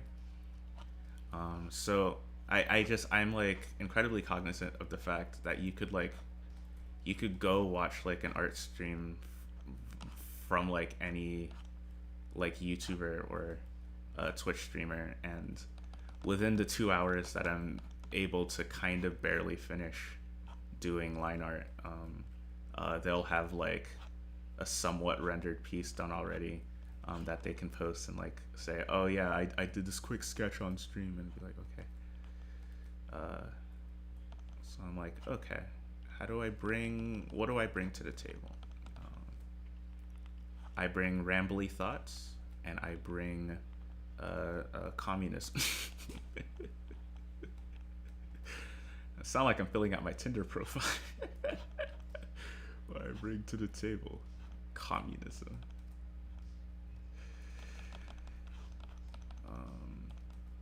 One of the criticisms I had of myself, of my last art stream piece, was that I didn't really think about the contours of the wrinkly clothes.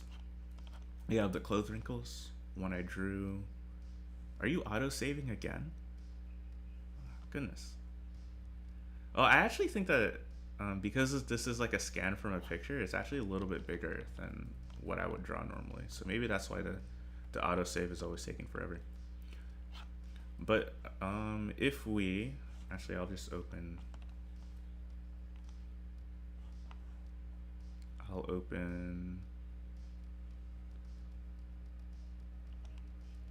open this, right? One of the things I don't like is I didn't think about like the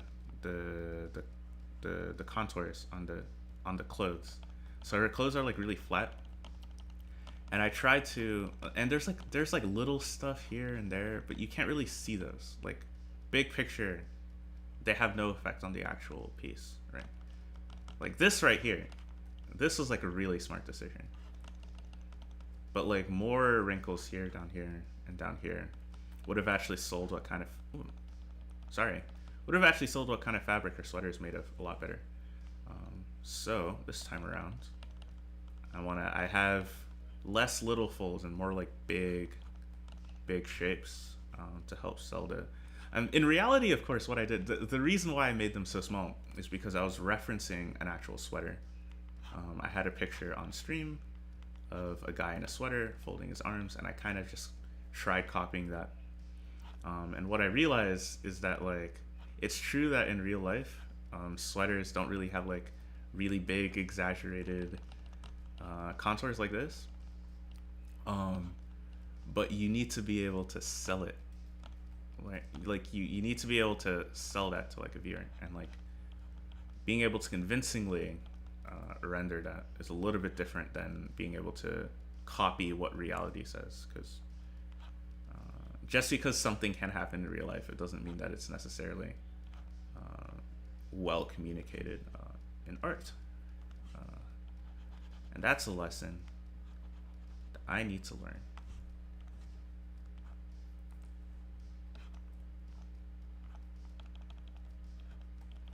So this here, okay, I can actually close these. They're getting in my way. This here is a little bit,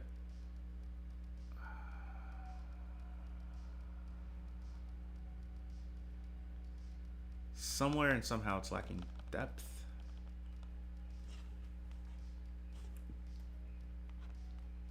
So I'll try and fill it in.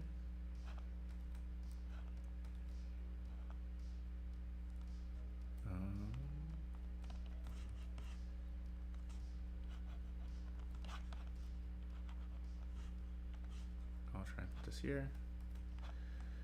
Try and put that there. Try and put that there.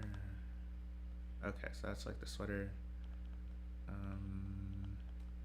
I also kind of want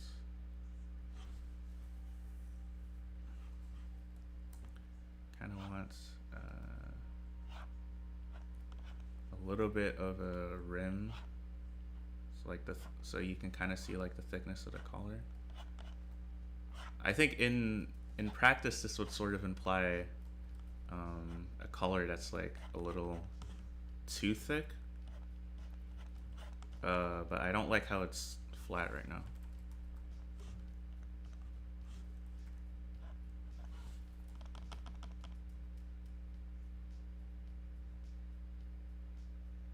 That's not better.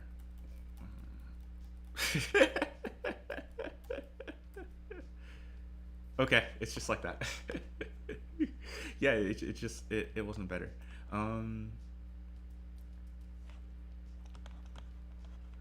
I wanted to crop this originally, which is why I kind of didn't really fix the bottom.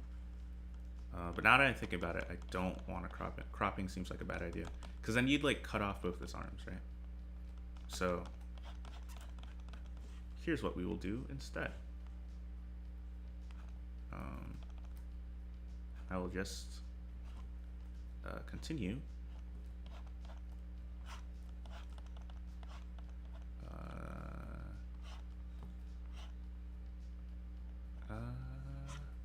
Continue this down like that. Put this into here.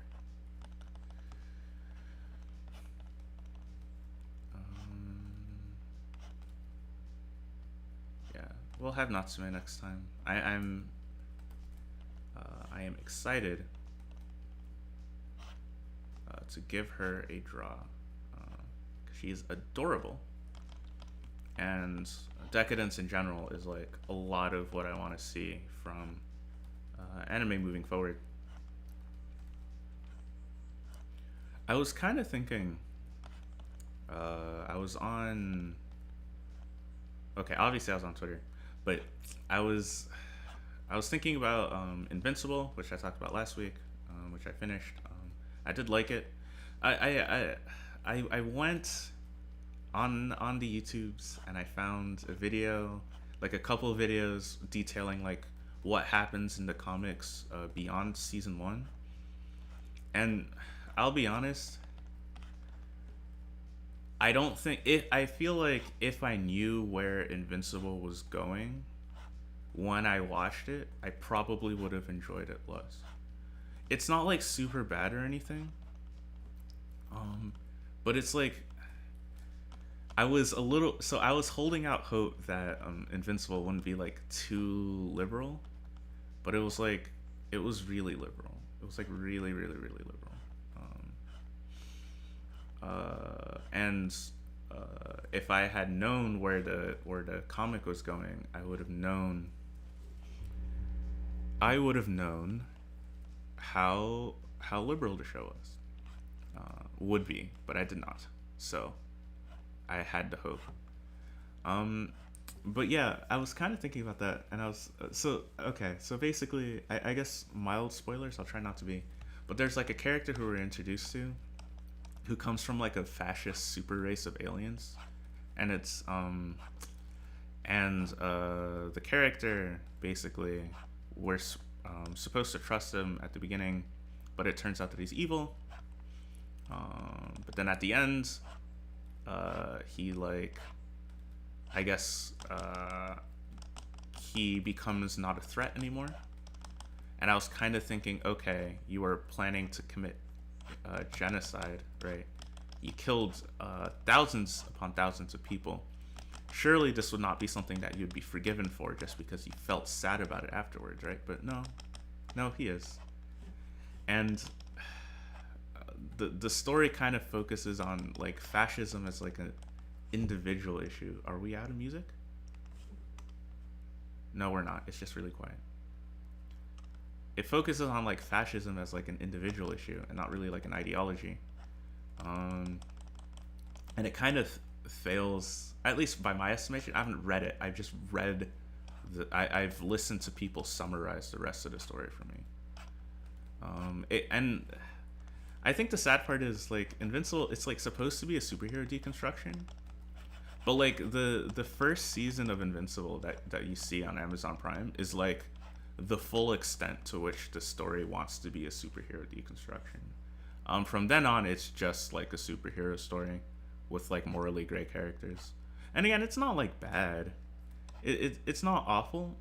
I guess the thing that I kind of realized in the process of learning about Invincible is that I'm kind of tired of liberalism. I guess because I'm tired of watching anime. Like I'm tired of watching like 86 and then having it make a certain set of mistakes based on its ideological premises. And then like I watch Code Geass and it makes the same mistakes. I watch Invincible and it makes the same mistakes. And then like all of my tweets are the same. This story fails to understand like the necessity of revolution over reform and blah blah blah. And it's just the same thing every single time. It kind of, I don't want to tease anything yet because I really should be finishing the Isekai essay, but it kind of makes me want to just like write my own shit, you know? Like at some point I'm getting tired of like waiting for anime that get stuff right when I know I could just be writing stories that do things correctly. Like so I don't know, maybe more towards the end of the year, like November, December, something like that. I might be like, hey, I'm starting a project where I actually, that's like more fiction and less media analysis. But that's still very much an idea. I need to finish the things that I'm working on right now first. And believe me, I am dedicated to finishing those. I'm not like, I saw a post on Twitter that was talking about how like artists don't finish things. And it's true that finishing things is very difficult, and I've found it to be very difficult, but I'm actively removing new ideas from my brain in an attempt to make sure that I deliver on my promises. So this arm can be a little thicker. I was trying to do perspective, but I don't think it was working out. So yeah, I'm tired of stories doing things wrong, I guess. And I want more stories that are just about liberation. And I don't think I can like wait for, like, if you want stories like that, you really got to follow like independent artists. I saw a really interesting tweet that was basically like, if you want more, and it was a little bit opportunistic because I think the person who made it was like a comics artist, but they basically said, if you want, ooh, that is bright. But they basically said, if you want, if you're upset that anime doesn't have, these folds are kind of ugly, but I don't think I'm gonna fix them. And I think let me flip the canvas. But the tweet was saying, if you want, that's okay. If you're tired of anime and cartoons that don't have good representation, you should support comics artists. And their argument was basically, because animation takes a lot of money and time to make, and the people with money and time do not care about you. They don't care about good representation. They don't care about stories about liberation. And so it is extremely unlikely that you will have like a really good comic that really like, I mean, a really good like anime that like does everything that you want it in terms of like representation and politics and things like that. But there are a lot of people, for example, in Japan, there's a lot of people writing web novels and light novels. Manga is a lot easier to do, and in the US, like web comics are a lot easier to do than making a whole animation, right? So you should support those efforts. And at first, I was like, well, because I really like animation as a medium. I think it's really pretty. And yeah, there's just something about like, I just think people are like insanely talented for being able to make like pictures move. I think that's really cool. Uh, but the more I think about it, and like the more that I get like kind of frustrated with all these anime that like are like almost what I want but not exactly, the more I'm like, yeah, I see what that person was trying to say. Because if I read more, it's 133. If I read more comics and things, and even if I read more manga, like that's the thing about like,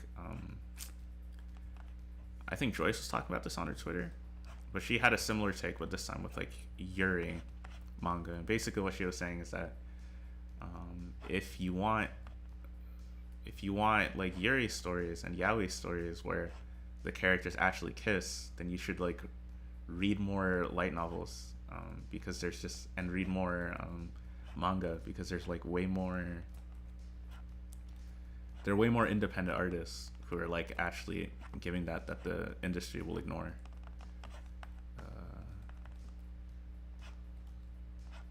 That was kind of a rambly point, but I think that sort of makes sense. So we will, his hair does a swoop, you know, it does a swoop, it does a swoop. Oh wow, no, I'll fix it. I'll do this part.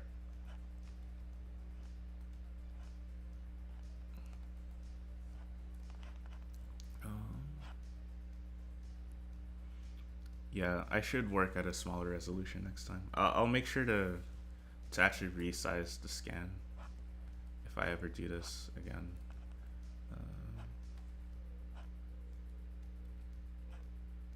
See, I don't know. I don't like the perpetual joke on critical weave theory is that Raghava is the one that reads things, and I don't read. And as a joke, I think it's pretty funny. So I think we will continue to use that joke. Because Raghava is definitely the one that will just like go like read the entire manga or something just to figure out if the anime is good. And I'm really just I'm perpetually anime only on things. But I may branch out in some ways, if it means, and like make my own stuff if it means that, like, because while I do like media criticism, I don't want to be in the position where like everything I watch is like kind of bad, you know? Like it doesn't really like, it doesn't really it's not my desire for like there are some creators out there, and it's almost like they want everything they see to be bad so that they can complain about it. And I definitely, like, if there's something that's like interesting, that's like bad for an interesting way, in an interesting way, then I definitely want, I definitely want that. But if like a bunch of things are just kind of mediocre in the same way because they're all made by the same assumptions, then this is not interesting to me.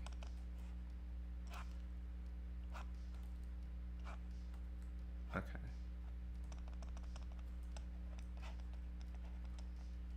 I could probably fix his hair a little bit, but I don't want to. This is what we're getting. This is what we're getting. How is chat? Solidarity of Palestine. Am I joining their army? No, I am not. I am not. I am not joining Hamas or any other armed resistance group. Uh, oh yeah, sure thing, Jupiter. She's probably left already. Solidarity of Palestine simply means that there are. Uh, we are doing some education about what's happening in Palestine. You can read that in the description. There are also links in the description that you can click on if you want to donate stuff. If you go back in the stream, we talked a little bit about like some of the main misconceptions people have about like supporting Palestine, the pink washing that's going on with the Israeli government, and so on and so forth. So after the stream is done, you can go back and watch those.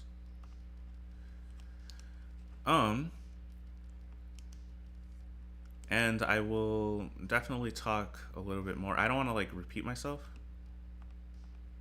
What is this? What is this layer? What's going on? I don't want to like repeat myself a lot. There it is. But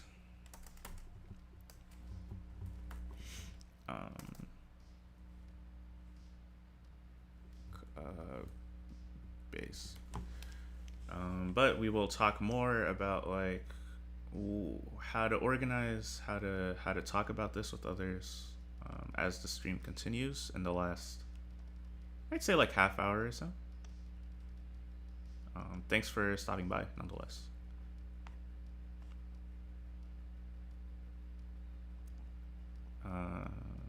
Let me check.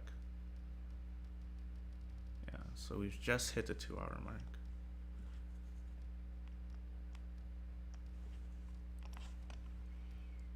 No. Okay, that's better. I actually think the actual background's gonna be darker than this. Actually, here I'll do like the actual background that I had in mind.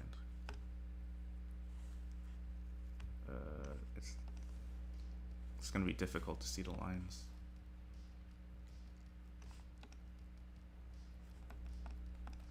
So I actually wanted like this, and then I wanted something like that.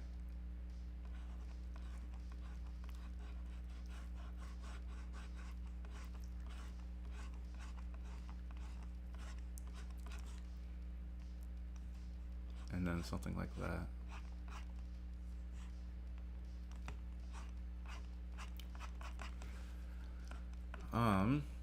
But this is a little bit too dark to work with for the time being.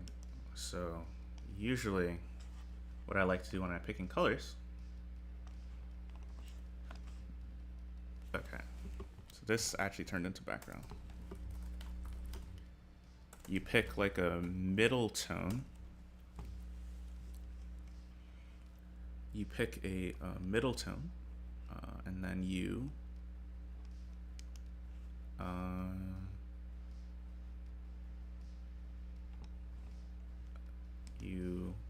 try and block in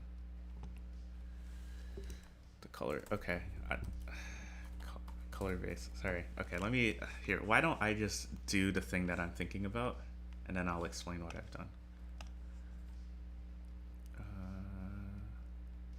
Invert.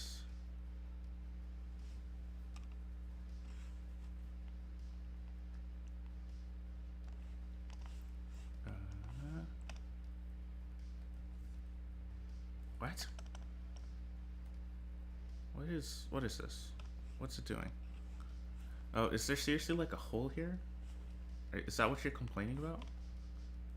Unbelievable. Unbelievable. Okay. Sorry, it was being a little annoying. So we invert. And then we paste. Oh, now what? Whatever.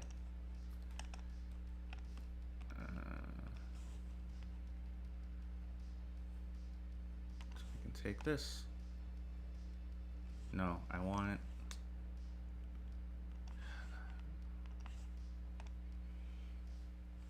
What? Come on. Okay, there we go. Okay. Oh, I forgot to draw the little chamber on the revolver. Okay. So, but basically, what that does is it basically it's a clipping mask for all of the colors that I'm going to add. Yeah, there are some lines that I forgot to draw.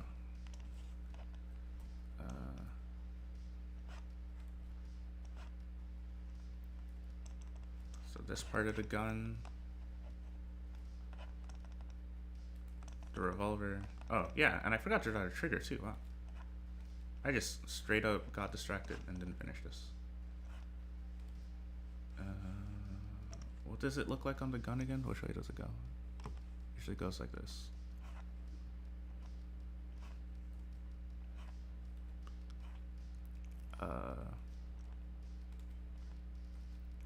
Yeah, that was an interesting question though. Solidarity isn't just. Solidarity has a lot of different meanings. Solidarity primarily means understanding a struggle and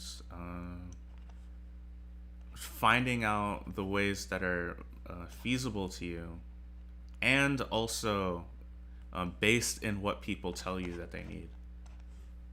So, like, if you wanted to have solidarity with, like, say, like LGBT rights, you want to be an ally, as it were, it would need to be based in like what LGBT people said they like needed from like cishet people. You know, you wouldn't just like it wouldn't just be like inserting yourself into the front lines of whatever.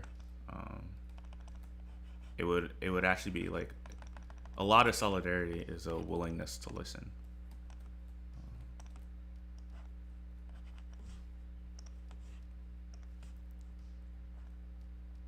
But you are welcome to enjoy the drawing.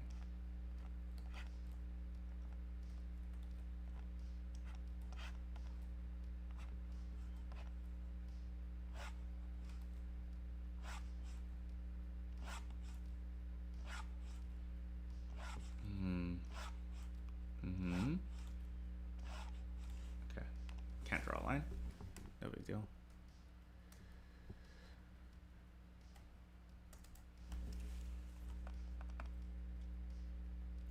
Or maybe it should just be a box, you know?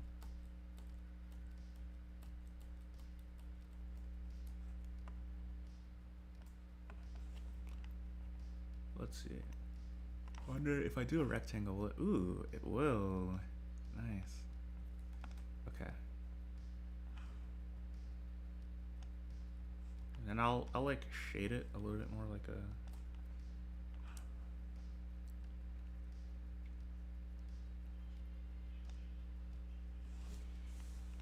How do I don't know how to stroke a selection in this program. Oh, wait. I don't need to. Hold on.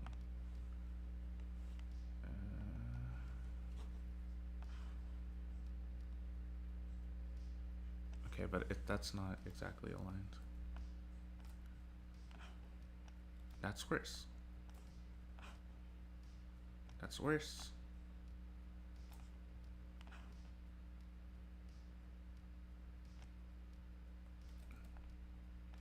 Somehow I need to get these two, yeah, parallel. Okay, so sorry about that. Did get a little bit sidetracked after realizing that I did not actually finish drawing, but that's fine.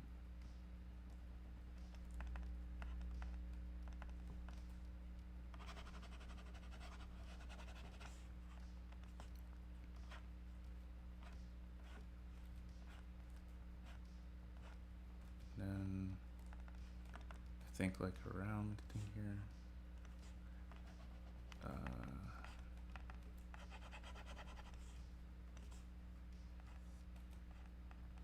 And then down here.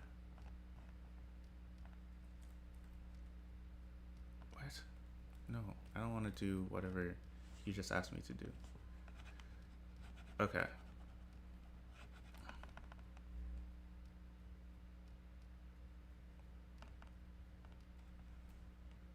And then here, you want to basically have like the opposite effect.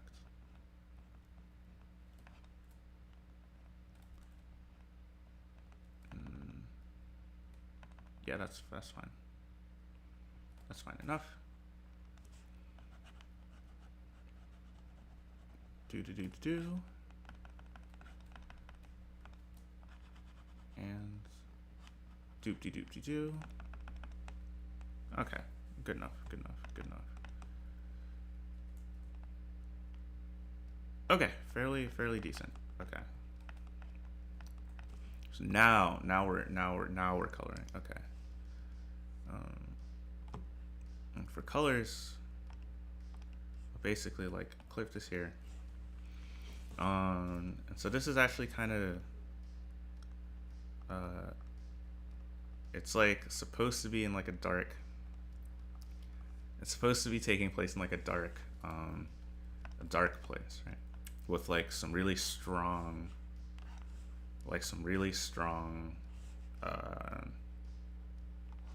point lights, like coming from, I guess like I don't know what the lights are called, but basically really strong lighting coming from this direction. So the base colors that we're going to be picking are going to be like really dark, because they're basically all in shadow, and it's going to be a little bit confusing at first. Why I know.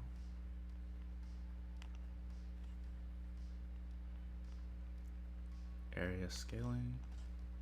So like, why am I coloring the skin like a deep brown? And the answer is because it is basically obscured in shadow.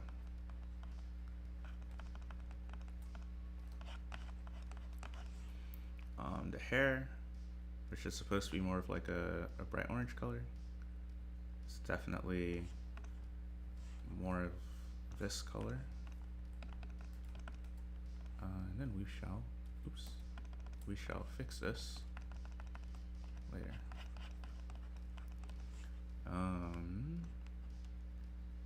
The t-shirt, I mean the sweater, is also just even darker than that. Everything's just darker than you would think that it would be. And then hopefully, if I do the lighting properly,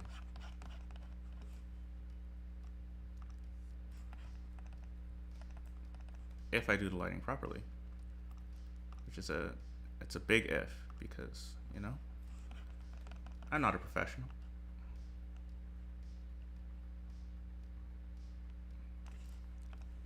Then it'll come out looking cool and such. Okay. We should probably end the stream. A lot of anime video. Oh yeah.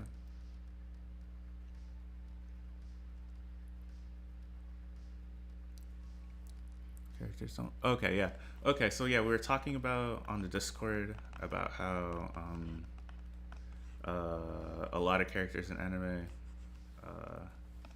are horny, but they don't. I'm not really sure how that conversation ended up turning out, because I left it to come do this. But I guess my thoughts on that more or less are, so okay, let me actually explain the problem for people who are not on the Discord. Essentially the idea is that if you notice, a lot of anime, and I mean like a lot of anime, a lot of them are really horny, right? So they've got like fan service, you know, they got the boobs everywhere, so on and so forth. But despite the fact that they are horny, they seem to like genuinely dislike like actual sex. Like the characters never like have like consensual sex. Like a lot of times it's a lot more common that characters will get like fondled, or like they'll accidentally, what is happening here? Or they'll like accidentally run into each other, than like two characters just deciding that they want to do it. What the hell? Okay. And there's like a couple of reasons I think behind that. It's sort of like a multitude of things. The first one is that like in general, I think like Japanese network standards have it so that uh, basically the difference between like for example something that's like ecchi, that's just like kind of erotic, and like something that's like actual porn basically is like whether or not the actual act is like displayed, right? um, and so there's a lot of trying to like skirt that line that's happening.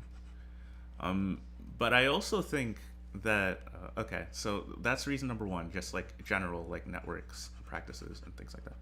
um, Reason number two is that a lot of the anime are made for like horny loser men. And the thing about being a horny loser man is that you get it into your head that uh, you get it into your head that you that you can't get laid, pretty much. That like no girl would ever sleep with you. It's over for you. It's done. So you start like making up situations in which women would actually give a shit about you.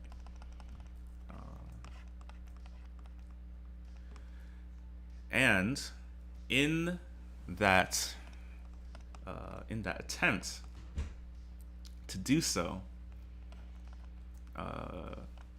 you kind of straddle the line between like recognizing that you're attracted to people, but being unwilling to put yourself in a situation where the other person like consents, and that leads to a lot of like objectification and fan service, but um, without any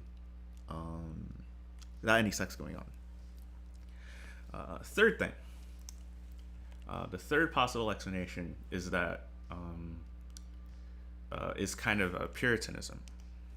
So with Puritanism, basically what that means is that like uh, people are willing to acknowledge that sexual attraction is natural, but they still kind of think that like having sex is like wrong.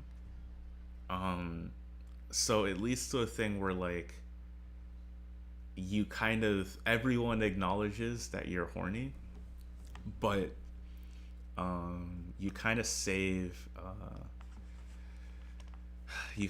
I'm not sure if I'm explaining myself correctly. um yeah, I think that's right. Like it leads to a situation where like you acknowledge that like sexual attraction can exist, but then you don't actually show people having sex because there's like something like wrong about that. And it also comes with like the implicit assumption that there's something wrong with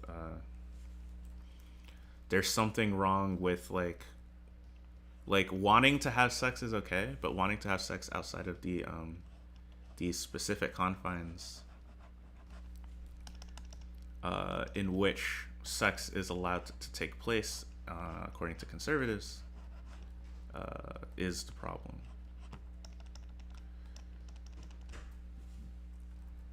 Um, so those are my kind of poorly explained thoughts. My brain is a little bit, it's not keeping up with what I want to talk about. But yeah, I don't know how the conversation to Discord went. Maybe y'all identified similar things. Maybe y'all didn't. Um, But yeah. Okay, let me just... I'm not sure. Do I want to start with this? I actually think I want to start with... I want to start actually with something a little bit different. I want to start with... I want to start with... Gosh, I want to start with the airbrush. There we go, nailed it. Yeah, I want to start with the airbrush. And then... because I want it to be like... So first with the skin, we will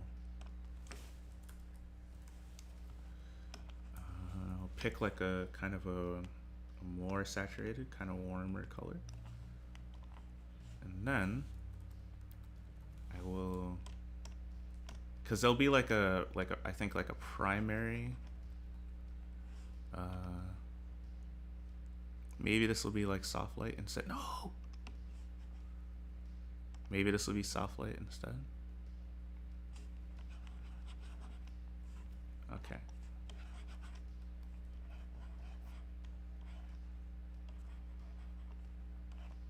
Like that. And then I'll select the different parts of the hair, and I'll do that. Let's make sure. Oh, hi, Alex. What are you talking about? Alex, we're talking about on the there's a conversation on the Discord about why so many anime are like horny, but there's no like sex. And I gave some of my thoughts. Basically, it's a combination of what the networks are comfortable with doing and kind of puritanism.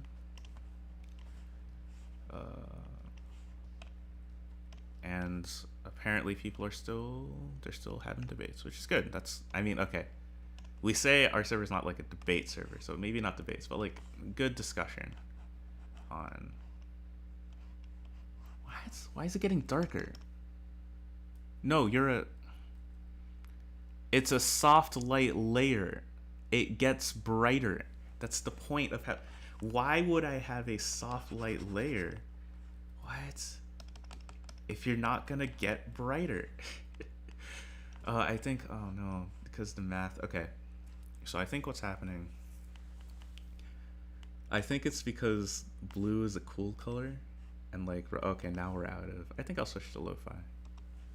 Oh hey, I'm watching, I can see my own stream being suggested to me. That's fun.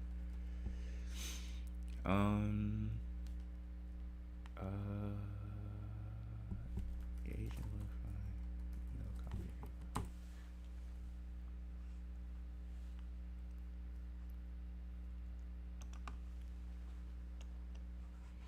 Okay, but I think what's going on is that blue is a cool color and red is a warm color. So when you put them together, they kind of desaturate. So I think I need to like color pick like a gray if I want to make this look like it's being lit up.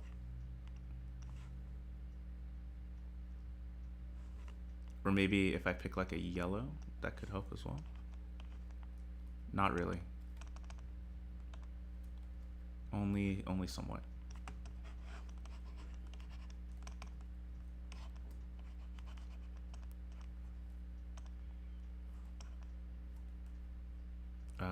Okay. This needs to be blurred away a little bit. That's kind of strong.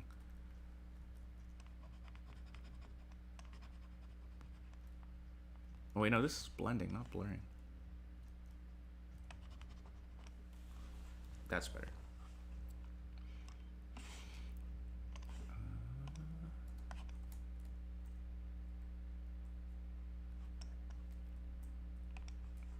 We'll add, we'll expand.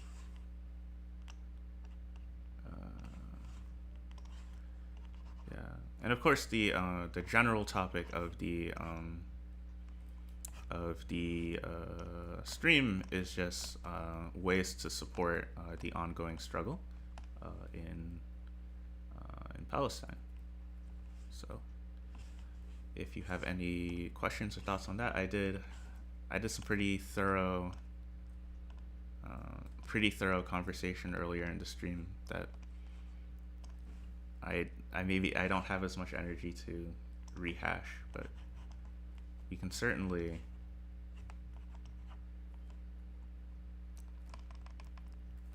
Yeah, that's good. That's good. That's some good stuff. That's some good subtle quality lighting. Okay, so we merge down. Yeah, it is the point of the stream. I would encourage people to read the description. As I am almost out of time here. So I think real fast, I'll add some screen lighting just to make it look kind of finished, and then like I did with the other drawing, I will spend the week probably tinkering with it, seeing if I can get it to look good, and then the next time I do a draw stream, wow, no. The next time I do a draw stream,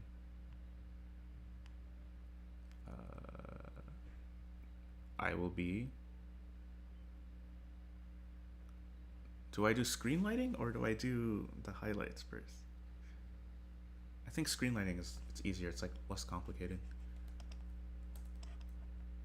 So you just kind of, the light here is blue, and you just kind of add a rim light,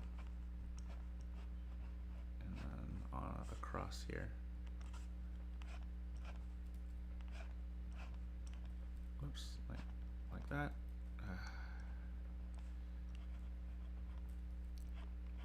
And then a little bit like this, and then of course I have to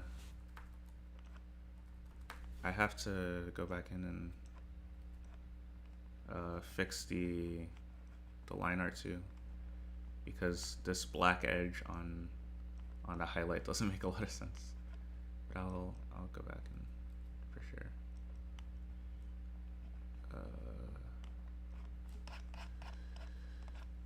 Definitely want some here. Yeah, there's a lot of dark edges coming out that don't make a ton of sense. But you really just want, and like already, even though I haven't really begun a lot of what I want in terms of how the lighting should look, you're already getting like a good sense of like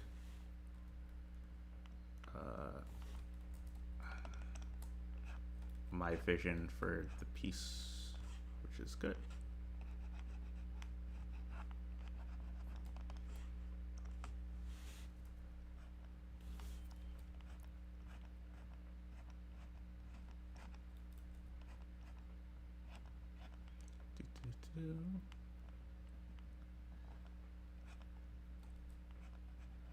Okay,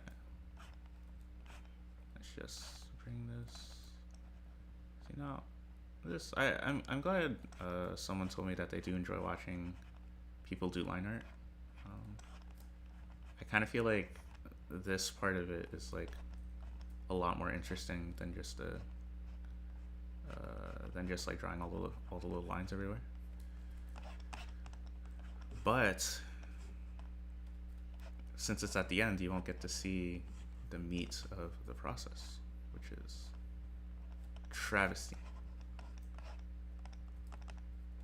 Okay, that's there's some things like here that I might want to highlight, and then the rest I really gotta sit down and just figure out, okay, where is the actual lighting coming from, you know?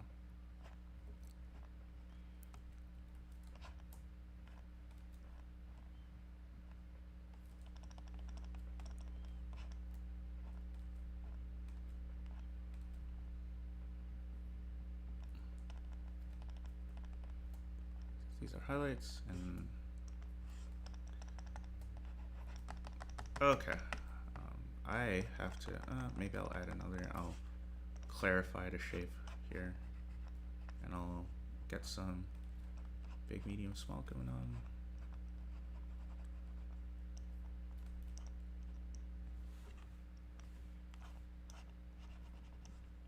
Like so.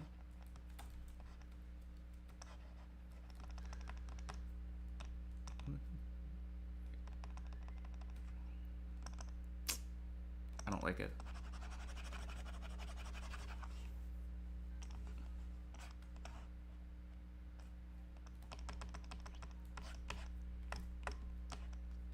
Okay. So this is, I think, where we stop. I'll interact with chat for. Why does it jump so much? There's a zoom between 25 and 12, you know. Okay, whatever. There. Okay. How's chat? How are y'all doing? How are y'all feeling? Okay. Okay. Well, in that case, thank you so much for joining me, talking to me about Palestine and other things. Make sure, again, you check out the links in the description, and you read the little FAQ that I wrote. It's a pretty good introduction to what's happening. Make sure that you, if there's a protest in your city and you can go, I highly recommend that you go. I understand it's a little risky. It's a little intimidating, especially if you've never done it before. But the people of Gaza and the West Bank and East Jerusalem could really use it.